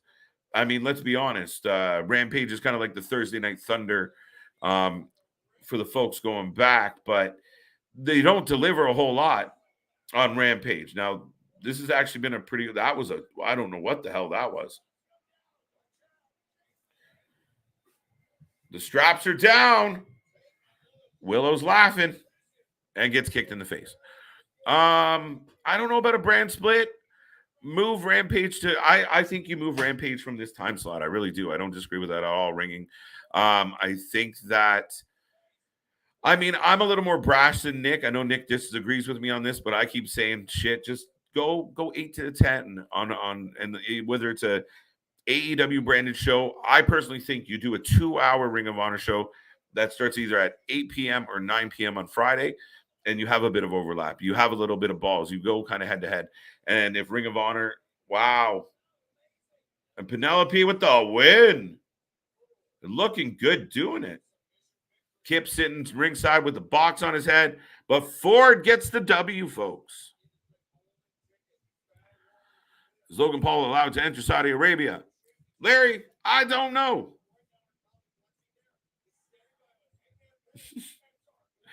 Serious question. Is it socially acceptable for me to scoot across the carpet like a poodle with worms if there's no toilet paper? In your own home, you can cut the shit any way you want. Right? Around here, you cut the shit. Bro, do what you have to do. Yeah, right? Man, it's a hard knock life sometimes. The roster is too deep, 140 plus talent. Split the roster and show based the storylines and segments. I see what you're saying. I do. But I also think part of the problem is A, some of that 140 has to go. B, you really have to have some type of tier system, some type of plan. Okay, this group of wrestlers is in the D group. They go on Mondays. This is your fucking C group. They're on Tuesdays. This is your B group. We get them out and we mix them in amongst Dynamite and Rampage. And then here's your A group, your top tier. And you constantly have to be kind of moving people in and out and progressing them. So you got to have some type of plan with the 140 people, but you're going to have to, it's too many. You got to cut some loose and you need to find some TV time for Ring of Honor. I was going to say, speaking of moving people in and out, but yeah, it's the problem. I've always said, even when everybody, like all the ex-WWE guys were going over to AEW, is that not everybody can be the top guy. I feel like Tony's had the problem of he's trying to make everybody the top guy. So you really need to actually have that realization of like you said, some guys are here, some guys are there. You really need to actually evaluate talent instead of just everybody's, your buddy.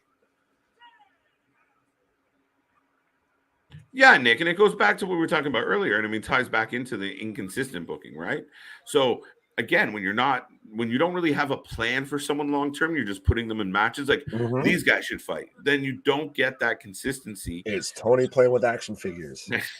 A little bit, but I also do think a lot of it. I do, but I also think part of it is the action figures are his action figures talk to him.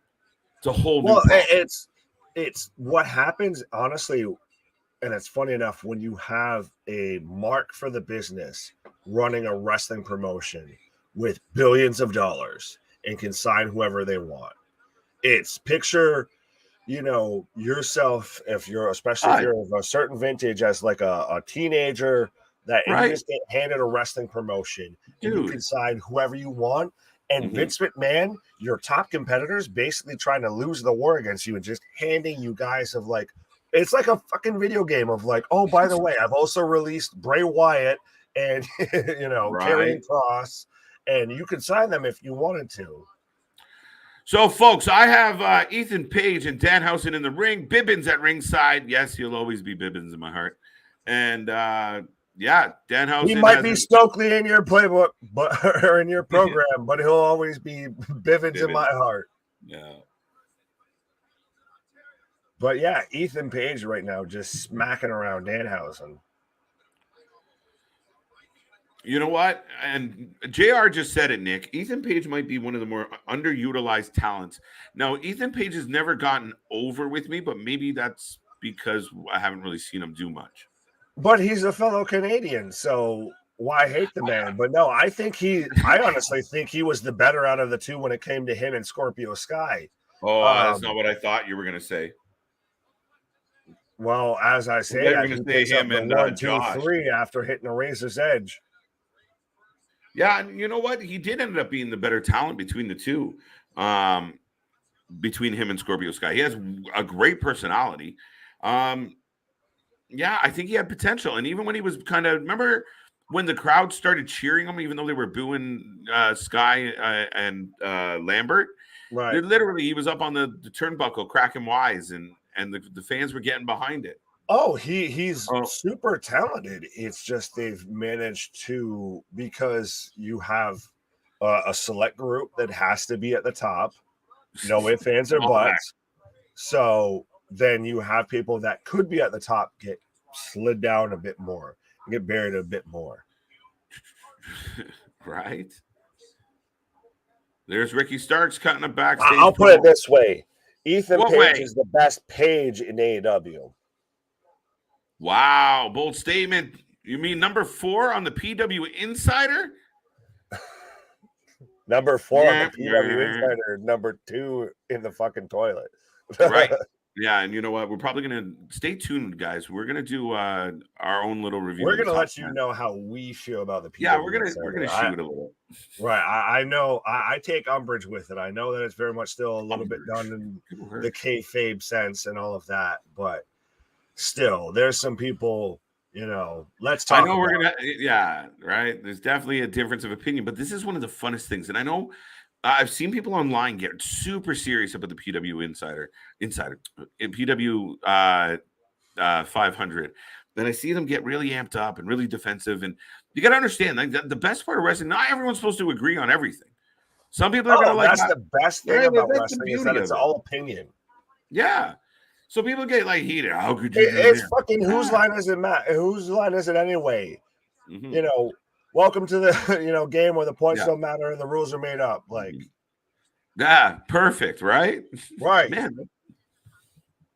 Well, that's what it is. It's honestly, in Christ, you hear stories about like Jonathan Gresham sitting there and quoting his PW Insider ranking to Tony Khan, which I get was probably very much more of a rumor than the actual. But it's one of those it is very much an accomplishment. And I hope to one day we get as a channel and everything to where stuff that we say more than just, gets overlooked and overpassed. It is held in that same regard. But still at the same time, it should not be the end all be all. Like that should not be, quote unquote, I guess, a career accomplishment. No, I mean, at the end of the day, that's not kind of what the overall goal is, right? So. Right. The overall goal should not be, well, so-and-so, online said I was, number 75 out of 100. Like, well, I mean, bro. You should be number 1 to you and everybody that sees you. No, and I mean, it's fun to play with it, but I mean, at the same time, I get it. I say all this in jest, but still. Yeah, and I mean, again, it's interesting, though. I mean, and we'll talk about it on the weekend. Folks, click that little bell. You never know when we're going to pop up. But stay tuned to the channel. You'll see what we're going to pop up, bringing you and everything like that. We talked about, this show, that show, talking about doing this content, that content. It's true. We're like 7-Eleven. We may not always be doing business, but we're always open. I don't know about Paul, but we know the Usos can't enter Saudi Arabia. Just like they couldn't enter Canada. That's true. It's true. I'm locked up. Somebody come get me. Willow isn't that bad. I would like to see more of her. Oh, Willow's an underrated talent. Absolutely. I don't like her. Oh yeah. Well, she works as, I hate to say this in this type of way, but she works as kind of depth in that division. A division that very much has been lacking in that of you only really have a few top people. She works as somebody that can, be a quote unquote steady hand. She could be a Dolph Ziggler of the women's division. Okay. I mean, she's kind of a bubbly baby face, and yeah, good point. And Ford goes Ziggly over. Puff. What's that? I said Ziggly Puff. Ziggly Puff. Wow. Okay, more and true. His figures are going rogue. Yeah, well, I would say so. Small soldiers. I was about to say it. Shut up. Right. Leader of the. Yes, we're nerding out on live, guys. It's okay. Right. Sorry, my nerd showing. Oh, my favorite part of the week. This match, folks. Josh Woods versus Samoa Joe for the Ring of Honor Television Championship. It's my favorite part of the week, ladies and gentlemen. We got Mark Henry splitting up in between the interview. Josh Woods coming up against Samoa Joe. I think you glitched a little there, big guy. Maybe I'm crazy. Yeah. I don't know. Fans, let me know. You're good now, though. Stop signing WWE, guys. And I know you made the comment as well about, I saw the comment above about release 70. Yeah, if you don't have anywhere to put them, release some of them. You can't keep them all. You're like Noah. It's like the fucking Ark. Oh, and for Rampage Grand Slam, by the way, folks, we are getting Action Bronson and Hook versus Coke and Diet Coke, or AKA 2.0. And we're getting, obviously, Eddie Kingston versus Sammy Guevara, Jade Cargill versus Diamante. And we're getting a Grand Slam Golden Ticket Battle Royal. And Archer, Lethal, Hangman, and somebody else were featured in the promo. Damn. There's a lot on. It's a busy week in AEW. Tony says, I got something up my sleeve. Right. Well, no, it's one of those like, slow it down, homie. You got an hour. You don't got 7 hours. This isn't a pay-per-view. You can't put, 15 matches on here. You got an hour. Right. Do you think who are you taking? Who am I taking in this match? You want me to go first? Yeah, go first. Josh Woods.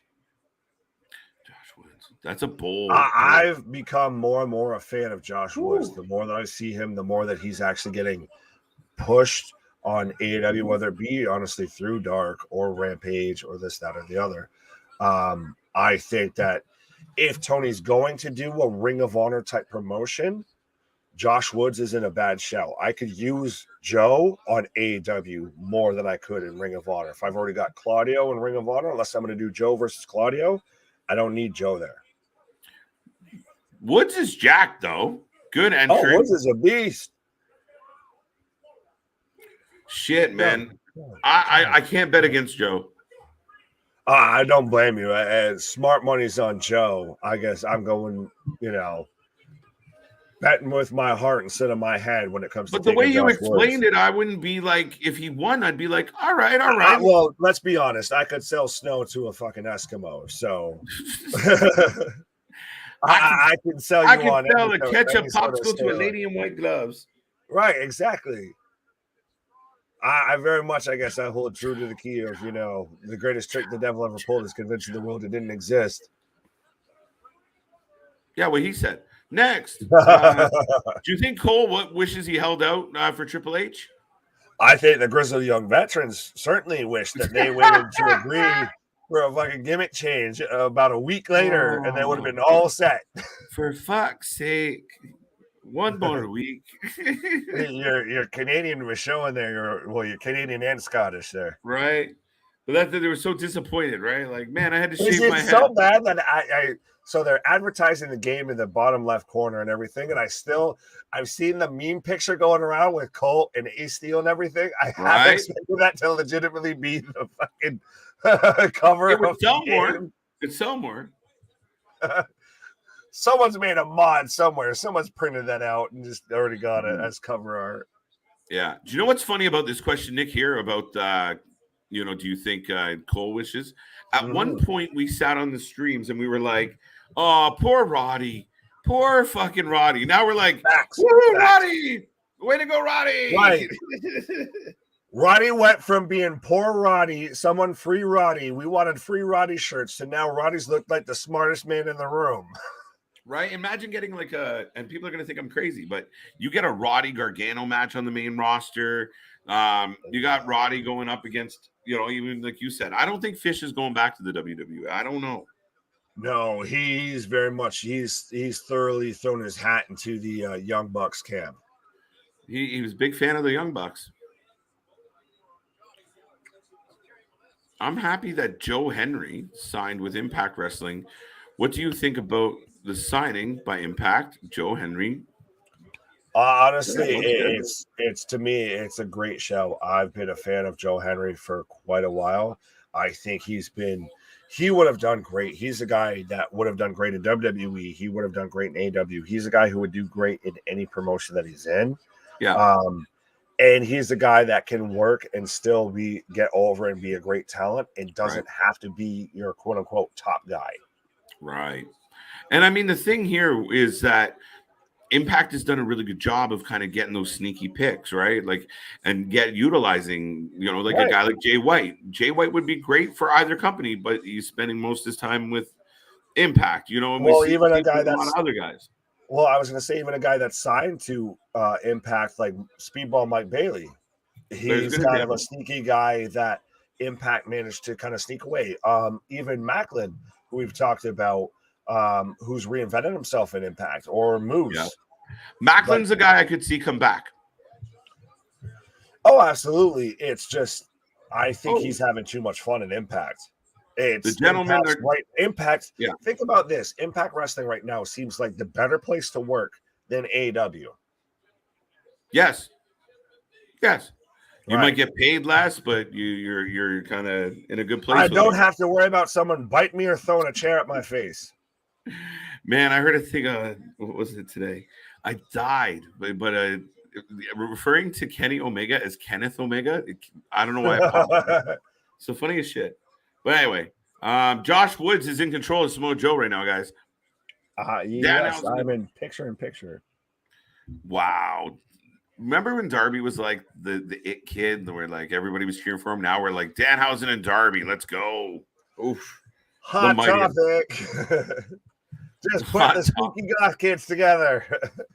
Yeah, they come out to my cam for sure. They'd be my wife's favorite tag team. Tell TK one top face, one top heel, male and female, one tag team face, one tag team heel, and a third belt. Okay, we will. Well, I was gonna say, if Tony actually listened to anything that we said, and honestly, I question at times if he actually might. But there's a lot, we could fill in as a consultant role. Nudge, wink, wink, Tony. If you need anything like that, we could help you, fluff some stuff up, help it make sense. Pause. Let's go. All ego, Ethan Page for the win. That happened already, right? Right. It's been, half the roster should be with my previous comment. Second half, another night, 2-hour show. Oh, I see what you're saying. It's a lot to follow along, Larry. It's late on a Friday night. Right. You AEW brand split. I don't think so. No. It's you need a thinning of the herd. Honestly. Yeah, absolutely. That's step one. Right. Step one is very much you need a thinning of the herd, and especially if you're going to have Ring of Honor, which I still think could be in the same slot as Rampage. I know I heard you you wanted to move it to compete with SmackDown. You already got smacked around enough. Right. Stay in your lane, fall back, recollect yourself, and then come back. Right. Figure it out. Right. And I mean, Tony's out and then come back. Yeah. And Tony's going to sit back and go, okay, who do I want to use right now? Who do I want to use soon? And who do I see myself using in the future? Anyone else that doesn't fit those 3 fucking buckets? Out. Tony literally has to sit there and play start, bench, cut. Right? I see him sitting with all his toys on the floor. Okay, right. you in this bucket. You in this bucket. He's like fucking Andy in Toy Story. He's got all his action figures lined up, and he's just got to be like, all right, guys. So it's been brought to my attention that this might not be the best playground to be playing in. Right. And he's got to do budget cuts with action figures. He just thought it's the funniest thing. Like, randomly Jericho's like, Tony hasn't answered my text in 2 days. The weirdest shit. I usually wake up to a good morning. I thought Tony had his alarm clock set as Judas. Imagine. Oh, he would. It's probably Jane. Let's be honest. No, that's his. That's after his afternoon, powdering. Oh, wow. Hey, I didn't say anything wrong. Yeah. Do with that what you will. No, Adam Cole is young. Let him do his thing and then get even bigger. Cole will be back in the WWE. He gets good, in my opinion, not to be there. Carlos, that's not a bad point. I mean, I think he's enjoying. I don't know. I don't want to speak on the man's behalf, but he seems to be enjoying hanging out with the Bucks and his friends and his girlfriend. So, I mean, maybe like you said, he's enjoying it. You'll see where he's at in a couple of years when his contract starts ticking away. But yeah, I mean, he could be content. I mean, they haven't done much with him, but he might not give a shit. Oh, Adam Cole in AEW was very much the definition of failure to launch. But to me, the AJ Styles of AEW, where they hit a plateau like for a while, where they're just like, "I'm good here." They launched a bottle rocket and it turned into a popcorn fart. Right. But I think the problem is this is really going to show the Cucamonga kids, actual friendship and their actual reach and everything, because it's going to test of how much Kyle O'Reilly hangs around them, how much Adam Cole hangs around them, how much Kevin Steen wants to be associated with them. Everybody that they've had sort of a connection with. That's an interesting take, because I've heard a few reporters and people, I've seen the chatter, and even someone like Cornette had mentioned it as well, where do you think the Young Bucks have an issue now of like, what if they come back and they're not the good guys in this? What if they're booed? What if they get CM Punk chants? What if they don't like the reaction they get? What happens, dude? They haven't been. That's the thing, is this is almost feels like a halfway scorched earth path because you can't have them as EVPs. Are they going to be okay with that? That's a standard before we even get to anything in ring, is they need to be stripped of their EVP titles. So how do they handle that? And then before we get into the in-ring stuff, we already saw them before all of this popped off, and that's part of the powder keg that led to this. If they were getting booed out or chanted out of the arena with FTR chants. So if they come back after this, and we've seen this kind of split, and I feel like the hardcore audience for AEW is going to dig in deeper. The casual, I came here because WWE sucked audience is going to shift even harder towards WWE. Even with Logan Paul and all of that, it's least I don't have the executives fighting the world champion. Yo, we got a interference from Smart Mark and Tony Nese, and now Joe is in trouble. Oh, I've got Woods taking him into the corner. Oh, that was ugly. Oh, Uranagi from Joe. Ooh. Tony Nese just felt like a ton of bricks after one elbow. No, we will not. Wait, no. That's funny as hell, though. Apparently it was gigantic. Muscle Buster. Oh, wow. When is Charlotte Flair coming back? I don't know. A lot of people say Sasha and Naomi are. Shit. Do with that what you want. I just got the Uranagi now. Oh, okay. It's just people's opinion. People shouldn't get butthurt. I love Adam Cole, Kevin Owens, and Penta, and some people don't. Oh, well. Right. That's what it's supposed to be. People shouldn't get upset. Well, then let's talk to God. Oh! I'll let you catch up. Over. Mm-hmm. But I feel like you could have that whole conversation with Phil Brooks. You could have that whole conversation with Scott Colton. You could have that whole conversation with Nick Jackson, about, it's just people's opinion, don't get caught up in your feelings, all that. Right. Oh, wow. Holy baby oil, Batman. Let me know when you get there and you'll know what I'm talking about.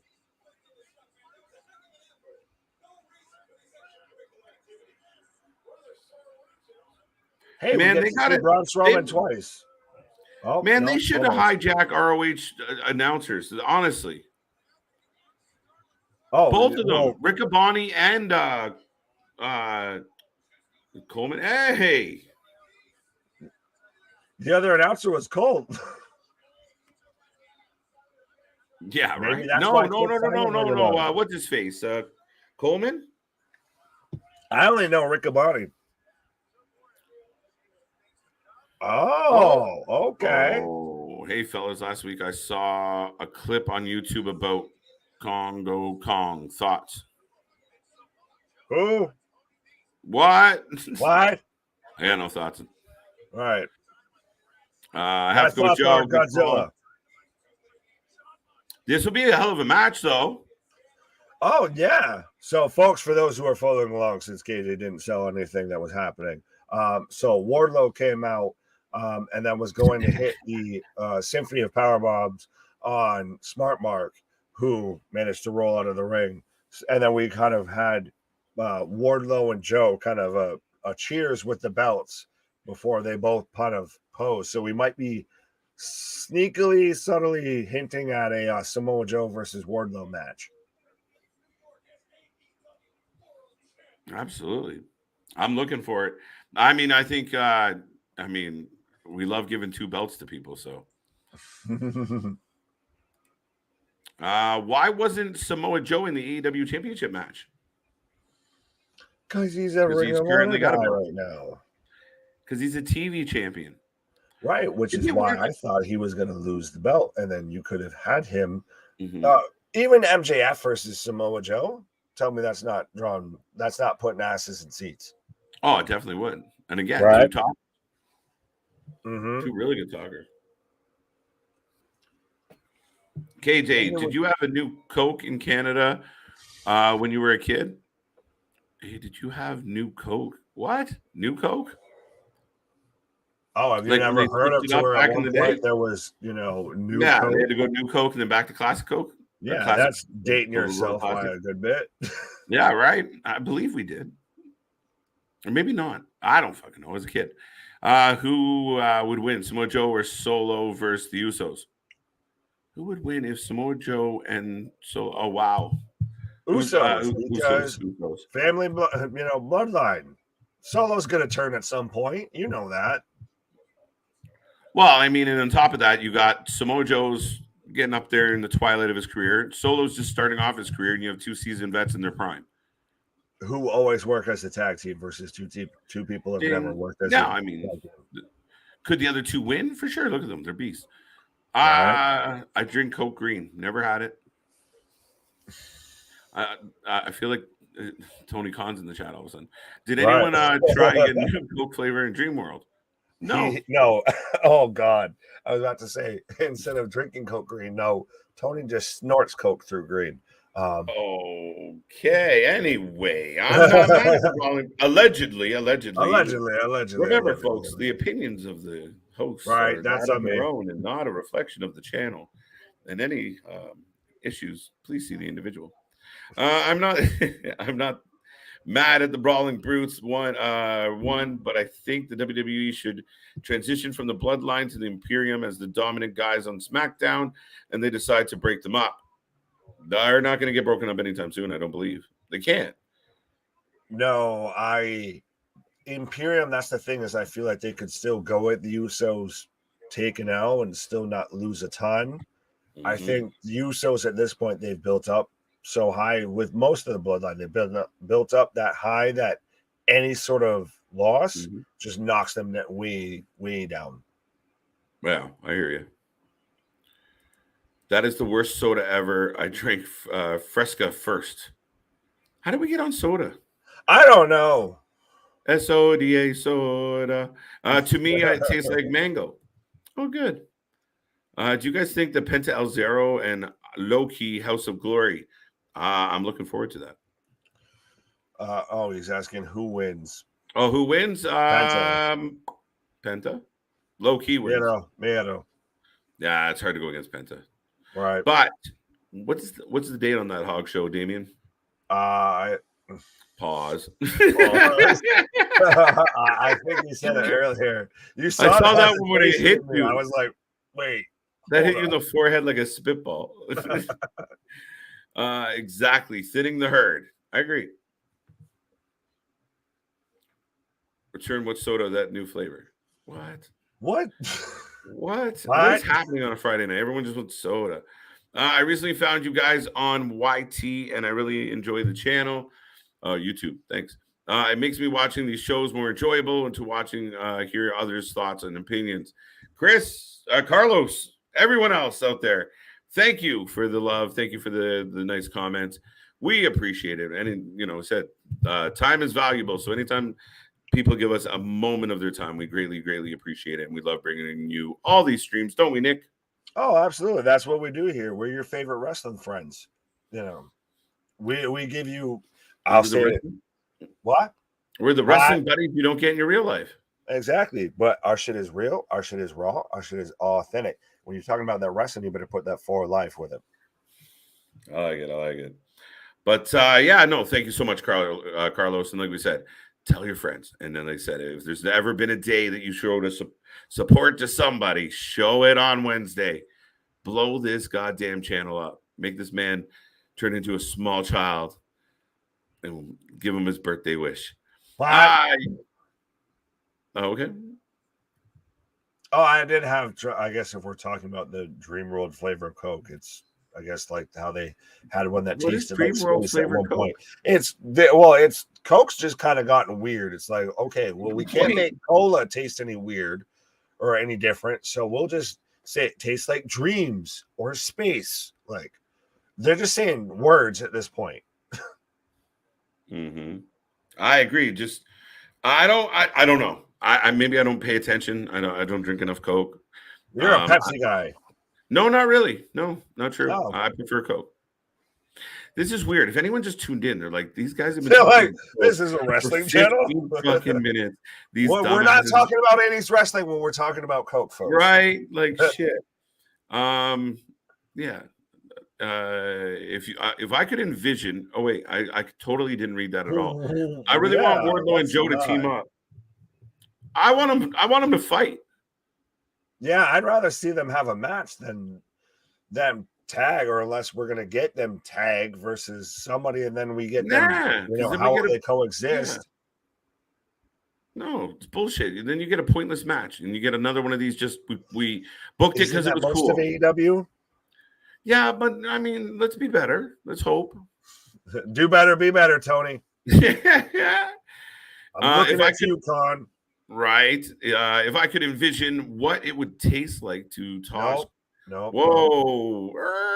That's almost. Wait. No. Anyway, Rampage, 7 out of 10. What are your ratings, folks? Let us know. Out of 10, how did you feel about Rampage? If you want to remind us what you felt about SmackDown, we'll talk about that too a little bit. If there's anything else on your wrestling mind, don't be shy. Just say hi. 7 out of 10. September 24th. Sorry. Oh, September 24th. Yeah, hey. that's a around the corner. That's a for sure. We got the 23rd as well. Where Impact is doing. Is that? Well, we had a couple quiet weekends, and now it seems like we're back at it in full force. But I feel it's weird. Of a lot of people seem to be giving SmackDown and Rampage about the same rating, and I'm not there. Yeah, I mean, see, do you evaluate them in isolation of each other, or they suffer by comparable being next to each other? Both. Both? Okay. Both. Fight first, then become a team. Nah. Yeah. Nah. I want no, stop. I want Wardlow to have a nice singles run with legitimate contenders. Right. Why does everyone need to be in a tag team? Right? Oh, you want a singles belt, put him in team. We need world title contenders. We've only had 5 world champions. Someone else win it besides Moxley. Right? Please. Well, listen, man. Hit record on your PVR. Hit record on whatever you need to hit record on. Because Wednesday night, MJF is going to blow the roof off that building. Mm-hmm. Period. And I'm looking forward to it. Listen, I'm more excited about Grand Slam than I was for All Out. Am I wrong? Anyone out there disagree with that opinion? All Out, a lot of last minute shit thrown together. Did it turn out better than we expected? Absolutely. That being said, Wednesday, I'm actually excited about the card and the potential of what could happen with MJF, with Moxley, with Bryan. Who wins? Who goes over? Who gets the belt? Is it temporary? How does it all play out? We got other title matches going on.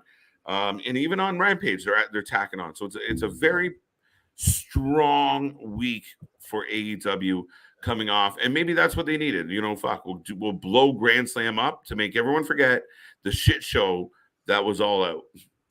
Right. Well, the problem with All Out is it was too much all at once, and everything felt rushed. Somehow, I guess because it's not building up to a pay-per-view, that all the stuff for Grand Slam still seems like acceptable, even though it is still rushed. It's still good, but it's still rushed, and it's mostly kind of a bit of a lot of rematches. Mm-hmm. Yeah, I think it's what they've needed to do. It's the best course correct that they could have done from the fallout from All Out. Right. No, I agree. Now, they should put more emphasis on AEW titles on Dynamite and ROH titles on Rampage. Give me more Wardlow and take the team title. Now, here's a question. Tonight, we got Samoa Joe versus Josh Woods. I didn't dislike the match. I liked the match. But why not have your TNT title defended maybe against Josh Woods or, something? Because you have that on Dynamite. Yeah, I mean, you don't have to. And at the same time, I don't really care for watching any of these other companies' belts be defended on this show. Well, that's 2 different problems right there. Is Tony, and I know this is from what I've heard of, part of quote unquote the real harsh part and the real punishment with the Young Bucks and all of them being suspended is that they can't work in other promotions. No shit, folks. That's what a suspension is called. Right. And is that you work for this company. So guess what? You don't work for us. You don't work for anybody else. Yeah, sorry, not sorry. You're an EVP of the company. But you need to stop having, like with FTR, your top tag team in your company doesn't hold your tag belts. I get you want to play nice with everybody, but you also don't need to broadcast their titles over your own titles. So you have. No, that's the problem, Nick. Too often, too much. And we're getting.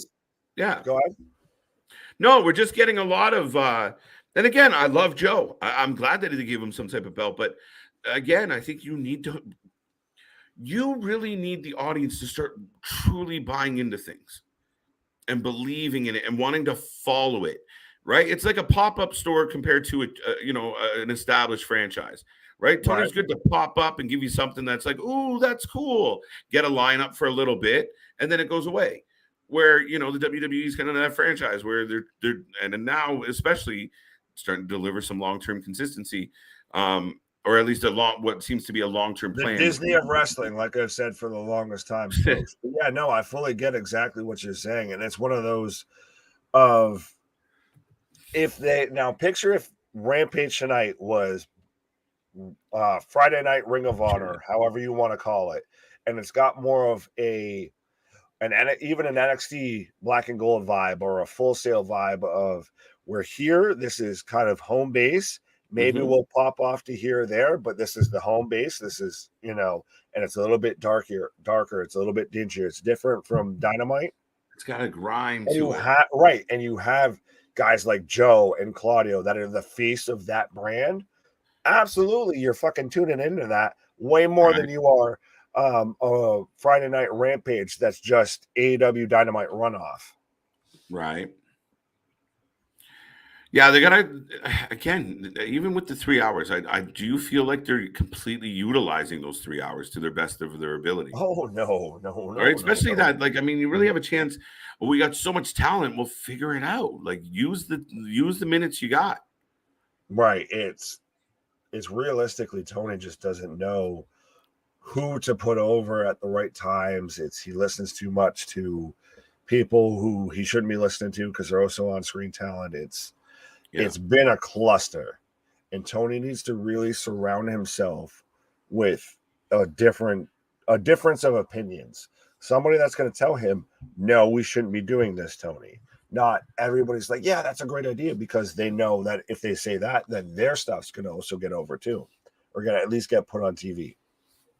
Right. SmackDown 7 out of 10, Rampage 5 out of 10. That Logan Paul segment really turned me off a bit. Nailed it, but I agree still with the Roman versus Logan. I don't, man. It's weird. I'll wave that flag. I guess I'll be. You can wave the shit out of that flag. I don't really, not representing that country. I don't want to, but or that person, to be honest, outside of Roman, I'll represent. I'll be the special counsel like Paul Heyman. Right. The Briscoes are facing the Super Smash Brothers on at House. Oh my God! At House of Glory on the 24th. I think that means that we're heading towards the door here, folks. If we're just stumbling and bumbling, getting fumbly bumbly over words now. Right. I'm a Paul Heyman mark. I think we all are. Join the club. He's kind of made wrestling his bitch over the last little while, as far as being with that. Like, it really has. He's a monster. He's an animal with that microphone. Oh, that's why even I said him versus Logan, he'll eat Logan alive. Mm-hmm. I want to see the movie made about Paul Heyman and what's it? There's a documentary that's supposed to be coming out for the longest time. I've heard Paul Giamatti? And everything about it. I want it so bad. Like, I will be front row. Like, shut up and take my money. Right. Sorry, Nick. I'm more into tag teams than most singles. There you go. Different strokes for different tag teams. Well, then, fair enough. Well, you're like FGR. Bring back tag team wrestling. Right. For real. These pay-per-views don't need to be 5+ hours. Yeah, fuck. Thank you. R&R, I completely agree, man. Like, especially for guys who cover this stuff, like, shit. And we've watched it drown everyone out. We watched us drown out on a couple streams, like, where you just gas out because you're like, okay. But watch them condense this into 9 matches or 10 matches. Right. 14 plus a pre-show. Like, seeing that from the rooftops. We sat there, and like I said, I think it was a weekend or two ago too, where we had Clash the Castle was like 6-7 matches. Worlds Collide was 6-7 matches. And then Worlds Collide also went on pretty much right before All Out. So we went from about 3 hours with Worlds Collide into like 5+ hours with All Out. It's like, hold on, bro. You're doing too much. Slow it down. And I mean, the sad part about that, Nick, is he's killing his own heat. He's killing his own vibe. He's killing the energy in the building. And again, you want these big moments at the end of your show. Then you want to send the fans home happy. But by the time they get to it, they're a shell of what they could be. Right? You had a Rampage, a pay-per-view, and a Dynamite all on that one card. And you just burnt out the audience before you even got halfway through. Mm-hmm. And we go back to like when Punk originally won the belt. I felt like that was very much the case then too. Was like, we were like, okay, he won, good, bed, good, we're good, okay, good night. Right. Like, it really was one of those moments of like, fuck, why are we still watching? Here's the main event. Cool. I don't care who wins, just make it fast. Right. Like, fuck, somebody win. I'm tired. Raw needs less promos and monologues. SmackDown as well. Well, here's the thing, Larry, you're not wrong in the sense that is a problem or has been a problem. But we saw the average amount of like in-ring action go from 18 to 22 minutes, I think was the average on SmackDown. And I don't think it was much better on Raw. And now it's up over an hour of Right. In-ring action. We're starting shows with in-ring action. In-ring action. We're getting matches. We're actually getting matches. So bear with us, or bear with Papa Paul, but you're looking at literally, a huge, substantial growth. And you do need some promos. It's even though you'll get those promos, you'll get those segments and everything, it's always still maintain a constant flow of it's never dipped too far down back into that kind of Vince era to where you're just like, all right, I'm going to just click off now and I'll come back in about 20 minutes and probably have not missed anything. That's gone way out the window with this. Is it's still, even if it does have a promo segment that you're not the biggest fan of, guess what? It's followed up by a match that you're fucking blown away by. Yeah. And unfortunately, go ahead.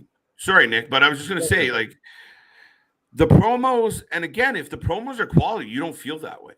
Like, we used to bitch about the commercials, like, oh my God, another commercial, because it was like promo, backstage segment, a fucking preview or a replay commercial, entrance commercial. And we were like, holy fuck. And we really noticed the commercials. But as of late, with the shows being better, even tonight, not once did we went, oh, fuck, another commercial. It was like, hey, we're in commercial, folks, because what we were getting in between the commercials had us excited. We were feeling happy. Oh, yeah. It actually felt, a commercial break actually felt like a break of, okay, let me fucking recap what just happened and everything, catch my breath, gather myself, all that. And okay, well, now we're back in it. Right. I'm looking forward to Jacob Fatu versus Willie Mack and Alex Hammerstone versus Bandito. MLW Super Series. These matches are awesome. Yeah, MLW, again, that's why I think we've been on the record saying that WWE should, honestly, at this point, just go get the lawsuit. Just, I own you now. Just do the ultimate power move, and you get all of that talent that they could just use. Mm-hmm. Paul Heyman's awesome in Rollerball. Yes, he is. Yes. Shane had a cameo. Yes, he did. Stick to a 2.5 to 3 hour show and draw people and tune in weekly for the weekly programming. Yeah, I mean, I don't mind them on a special, like, the 4 major ones, your quarterly ones, hitting like a 3.5, 4. You push it because it's a bigger event. But that's where they should stop, right? Even Mania, I know you and I have debated. Mania should be 6 hours, period. One day, 6 hours max. And that's because it's your epic of epic shows. Again, you don't have enough talent, and you do yourself a disservice by spreading it over 2 nights and having like 20 hours of wrestling in 2 days. It's bullshit. But I think Mania, I feel, is the bit of the exception, is because it's Mania. It's the Woodstock of professional wrestling. Yeah, but you took the shine off it. Which takes the shine off it more? If you split it up over 2 days, we've seen now other shows and other companies copy that. Yeah, they're like, wait, that's you get one show that's 7 hours and you get burnt out, like we were talking about earlier. Yeah, like I said, I do think you do it. Listen, I'm traditionally going to want one show in one day. But I hated when they moved down to like 6, 7 hours in a pre-show, and it was starting at noon, and the main thing didn't start till fucking 7 or whatever. I hated it. I really honestly think, like, I mean, again, you kind of push that 4-hour envelope. You want to be a little greedy for Mania, fine, but you need the best of the best on that night. And with a 2-night show, with the longer shows, you have a lot of garbage that we don't need to see. Fair enough. Ronda Rousey needs a manager. I can buy her as a dominant champion, but her mic skills are rough. Turn her heel and build the women's division from there. No, I don't know. She'd have to be committed to WWE. She's not good in the ring either. But she sucks. But to be a top heel, she could get away with hitting, 5 moves of doom of she just ends every match in an armbar. That's what she did in her fucking UFC career. Right. But that's where if you put her with like Shayna and you kind of insulate her or someone like that where they can do some talking for her, right? Like putting her in a fucking feud with Natty does no justice because neither one of them can talk. What if she pairs with Heyman? That'd be interesting. I think Heyman does double duty. I think Heyman could get her over. It's Heyman. Heyman could fucking get the anything go. over. Oh yeah. You get a grain of rice over if you want it. Judgment Day has been the best part of Raw late. What Raw you been watching? Judgment Day has been the best part of Raw lately, but I can only imagine where they would be with Edge still there. Also, I don't like babyface Edge. His best work is always as him as a heel. No, Judgment Day has not been the best. No, I know it's your opinion. I emphatically respectfully. You're respectful. I'm emphatic. You're wrong. Like Judgment Day hasn't been the best part of Raw in at least probably 2 to 3 months. And I think they actually hurt the show by closing it out with them. Well, that's why I've jokingly called them the main event, ministry and everything, because that's for at one point where most of their matches were happening. This whole Dominic Mysterio Judgment Day feud has dragged out far too long. To me at this point, this is just now over because of the memes, because of the jokes. This is literally haha, they're laughing at you, not with you. And the whole babyface Edge thing, I think you can talk to this more because you're not a fan at all of Edge's return. I'm going to just say I called it. And he's hurt again. I didn't want to be right, but I called it. Yeah, you did. Congrats. Because it sucked. It was a shit call. It shouldn't have been right because I knew it was going to be shit. So I refused to believe it was going to be that shit, and then it was shit. Listen, Ed should have stayed a part of the Judgment Day. The man just cut his hair. Let him ride it out. I don't care what the reason is. Figure it out. That being said, you make this big hubbub in these vignettes and these videos, and marks like my asshole self are there like, oh, Bray's coming. There's going to be something. No, nothing. Just fucking with you. No. It's just Edge in a tight leather coat.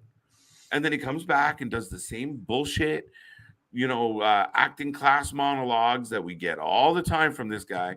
And I love him. I'm a big fan of him. I hate to knock him, but those monologues are long and drawn out and holy shit. Or is he saying the same thing again? All right, here we go. But time to, I don't know. The Judgment Day hasn't done it since he's left for me. So the best part of it is Rhea Ripley beating the shit out of Dom, and I don't even care for Dom. Rhea Ripley's been the only person that's a star in this whole thing.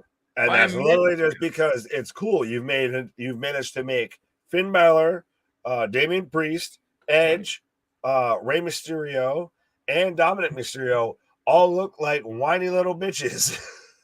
Yeah, just you're absolutely the dominant force in that group. It's right. Insane.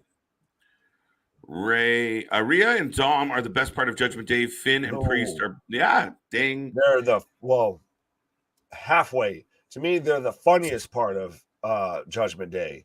Rhea herself is the best part. Finn and Priest, I could very much see as a tag team. I think we kind of talked about it at one point. Yeah. Not terrible. But no, Rhea is the star. She's the leader of this group at this point. Fuck Finn being a leader of this. How long do you think AEW can get 1 million views, KJ? Listen, going into Grand Slam, they're going to clear 1 million next week too. So hold on tight. So if they okay, you got a few weeks in a row, momentum. Build on it. Right. All depends on your booking. Grand Slam's the hill that they need to get over. It's how they come off that hill. Mm-hmm. Go for broke. Kind of like we are doing on that night, folks. We're going for broke. Tell everybody you know. I don't care if they're a wrestling fan or not. Tell them to show up and blow up this channel in honor of my friend Nick. What? It's his birthday. What? You guys recognize him. Steve Wilson is an American professional wrestler, best known under the ring name Congo Kong. Vaguely. He's the best known as the Global Force Wrestling and Impact. Yeah, and vaguely. Not really. Now I know who you're talking about, but when your career achievements, Global Force Wrestling, I'm just saying. That's the rumor. Adam Cole is still injured. 4 out of 3 and 4 out of 4 on Rampage. All right. What? Rhea, all their Poppy. Yeah, Poppy gets what she wants. TK, continue what works and learn from mistakes. Absolutely, that's all I can do. Progress and grow. Like, I know we've been critical of Tony, but it doesn't mean he can't learn from his mistakes. And maybe this was, sometimes you need like an epic moment to change your trajectory and make you make a decision. And maybe he was forced now to be like, I have to fire my buddy, so who am I going to replace him with? Maybe this is the best thing that ever happened. This was Tony's scared straight moment. This was Tony's yeah. They're all fighting. This is what's happening, Tony. Right? Fucking hell. Do you guys think Tony Khan should relinquish all booking decisions? No. Wait and see if we pull this off. I don't think he should relinquish it all. I get, you know what, people around him, and whether they're blowing smoke up his ass or not, I don't really know. But at the end of the day, you know what, it's his company. If he wants to have some type of input or view or overseeing it, fine. But the problem is the people that have his ear the most don't know shit about anything. So they're just giving him bad ideas. You do need people in place that can, like I said, and I hate to pick on Jericho, but no, Chris, we're not going to do that because it's fucking dumb. And you go, okay, fine. There has to be somebody that can to help make these decisions and point him in the right direction. And there's plenty of people there. You just got to want to listen. Right. I'm not saying he has to give up full control, but his absolute control needs to go away. He needs to delegate some of this to some people because, like you said, of the people that have his ear, and I've said it, are just they're Kevin Nash and Hulk Hogan in WCW 2.0 they're like, okay, so we'll get creative control and we'll be EVPs. So we can just do whatever we want. And you have guys like Jericho, like Hangman, all of that of just that's the one that those are the guys that Tony plays to because they're the ones that stroke his ego enough. If Tony's not the end all be all when it comes to creative, if you had guys like Jim Ross or William Regal involved in the creative process, then I think a lot of that bullshit would stop really quick. Mm-hmm. I want to see Adam Cole and Dynamite. AEW needs Adam Cole. What do you think? AEW needs a lot of help. Yeah, but is that ship sailed? Have they? Adam Cole at this point? What do you do with him? You can't do an Undisputed Era versus the Elite versus Bullet Club storyline anymore. So what do? Do you have him? You say if MJF does leave Grand Slam as world champion, like we talked about, do you have Adam Cole versus MJF? MJF's getting cheered in that whole match, and Adam Cole doesn't look any better because he's going to eat the L. He's a man without a plan right now. Yeah, like you bring him back into the fold. Where does he go? And when he comes back, do we even care? Is he anything more than just the entrance of Bay and but what have you done for me lately? Right. Is he just high spots? Is he just, like you said, is he the sing-along? Is he, it's all about the boom and then, Adam Cole, Bay. Right. I don't know. That's a tough one. It really is a tough one. Personally, I've never liked how cocky, and I know everything about wrestling attitude with Tony Khan. He should have been off screen as much as possible. Yeah, he kind of needed something. Yeah, well, I think he tried, and then, he just couldn't hold back enough. Right.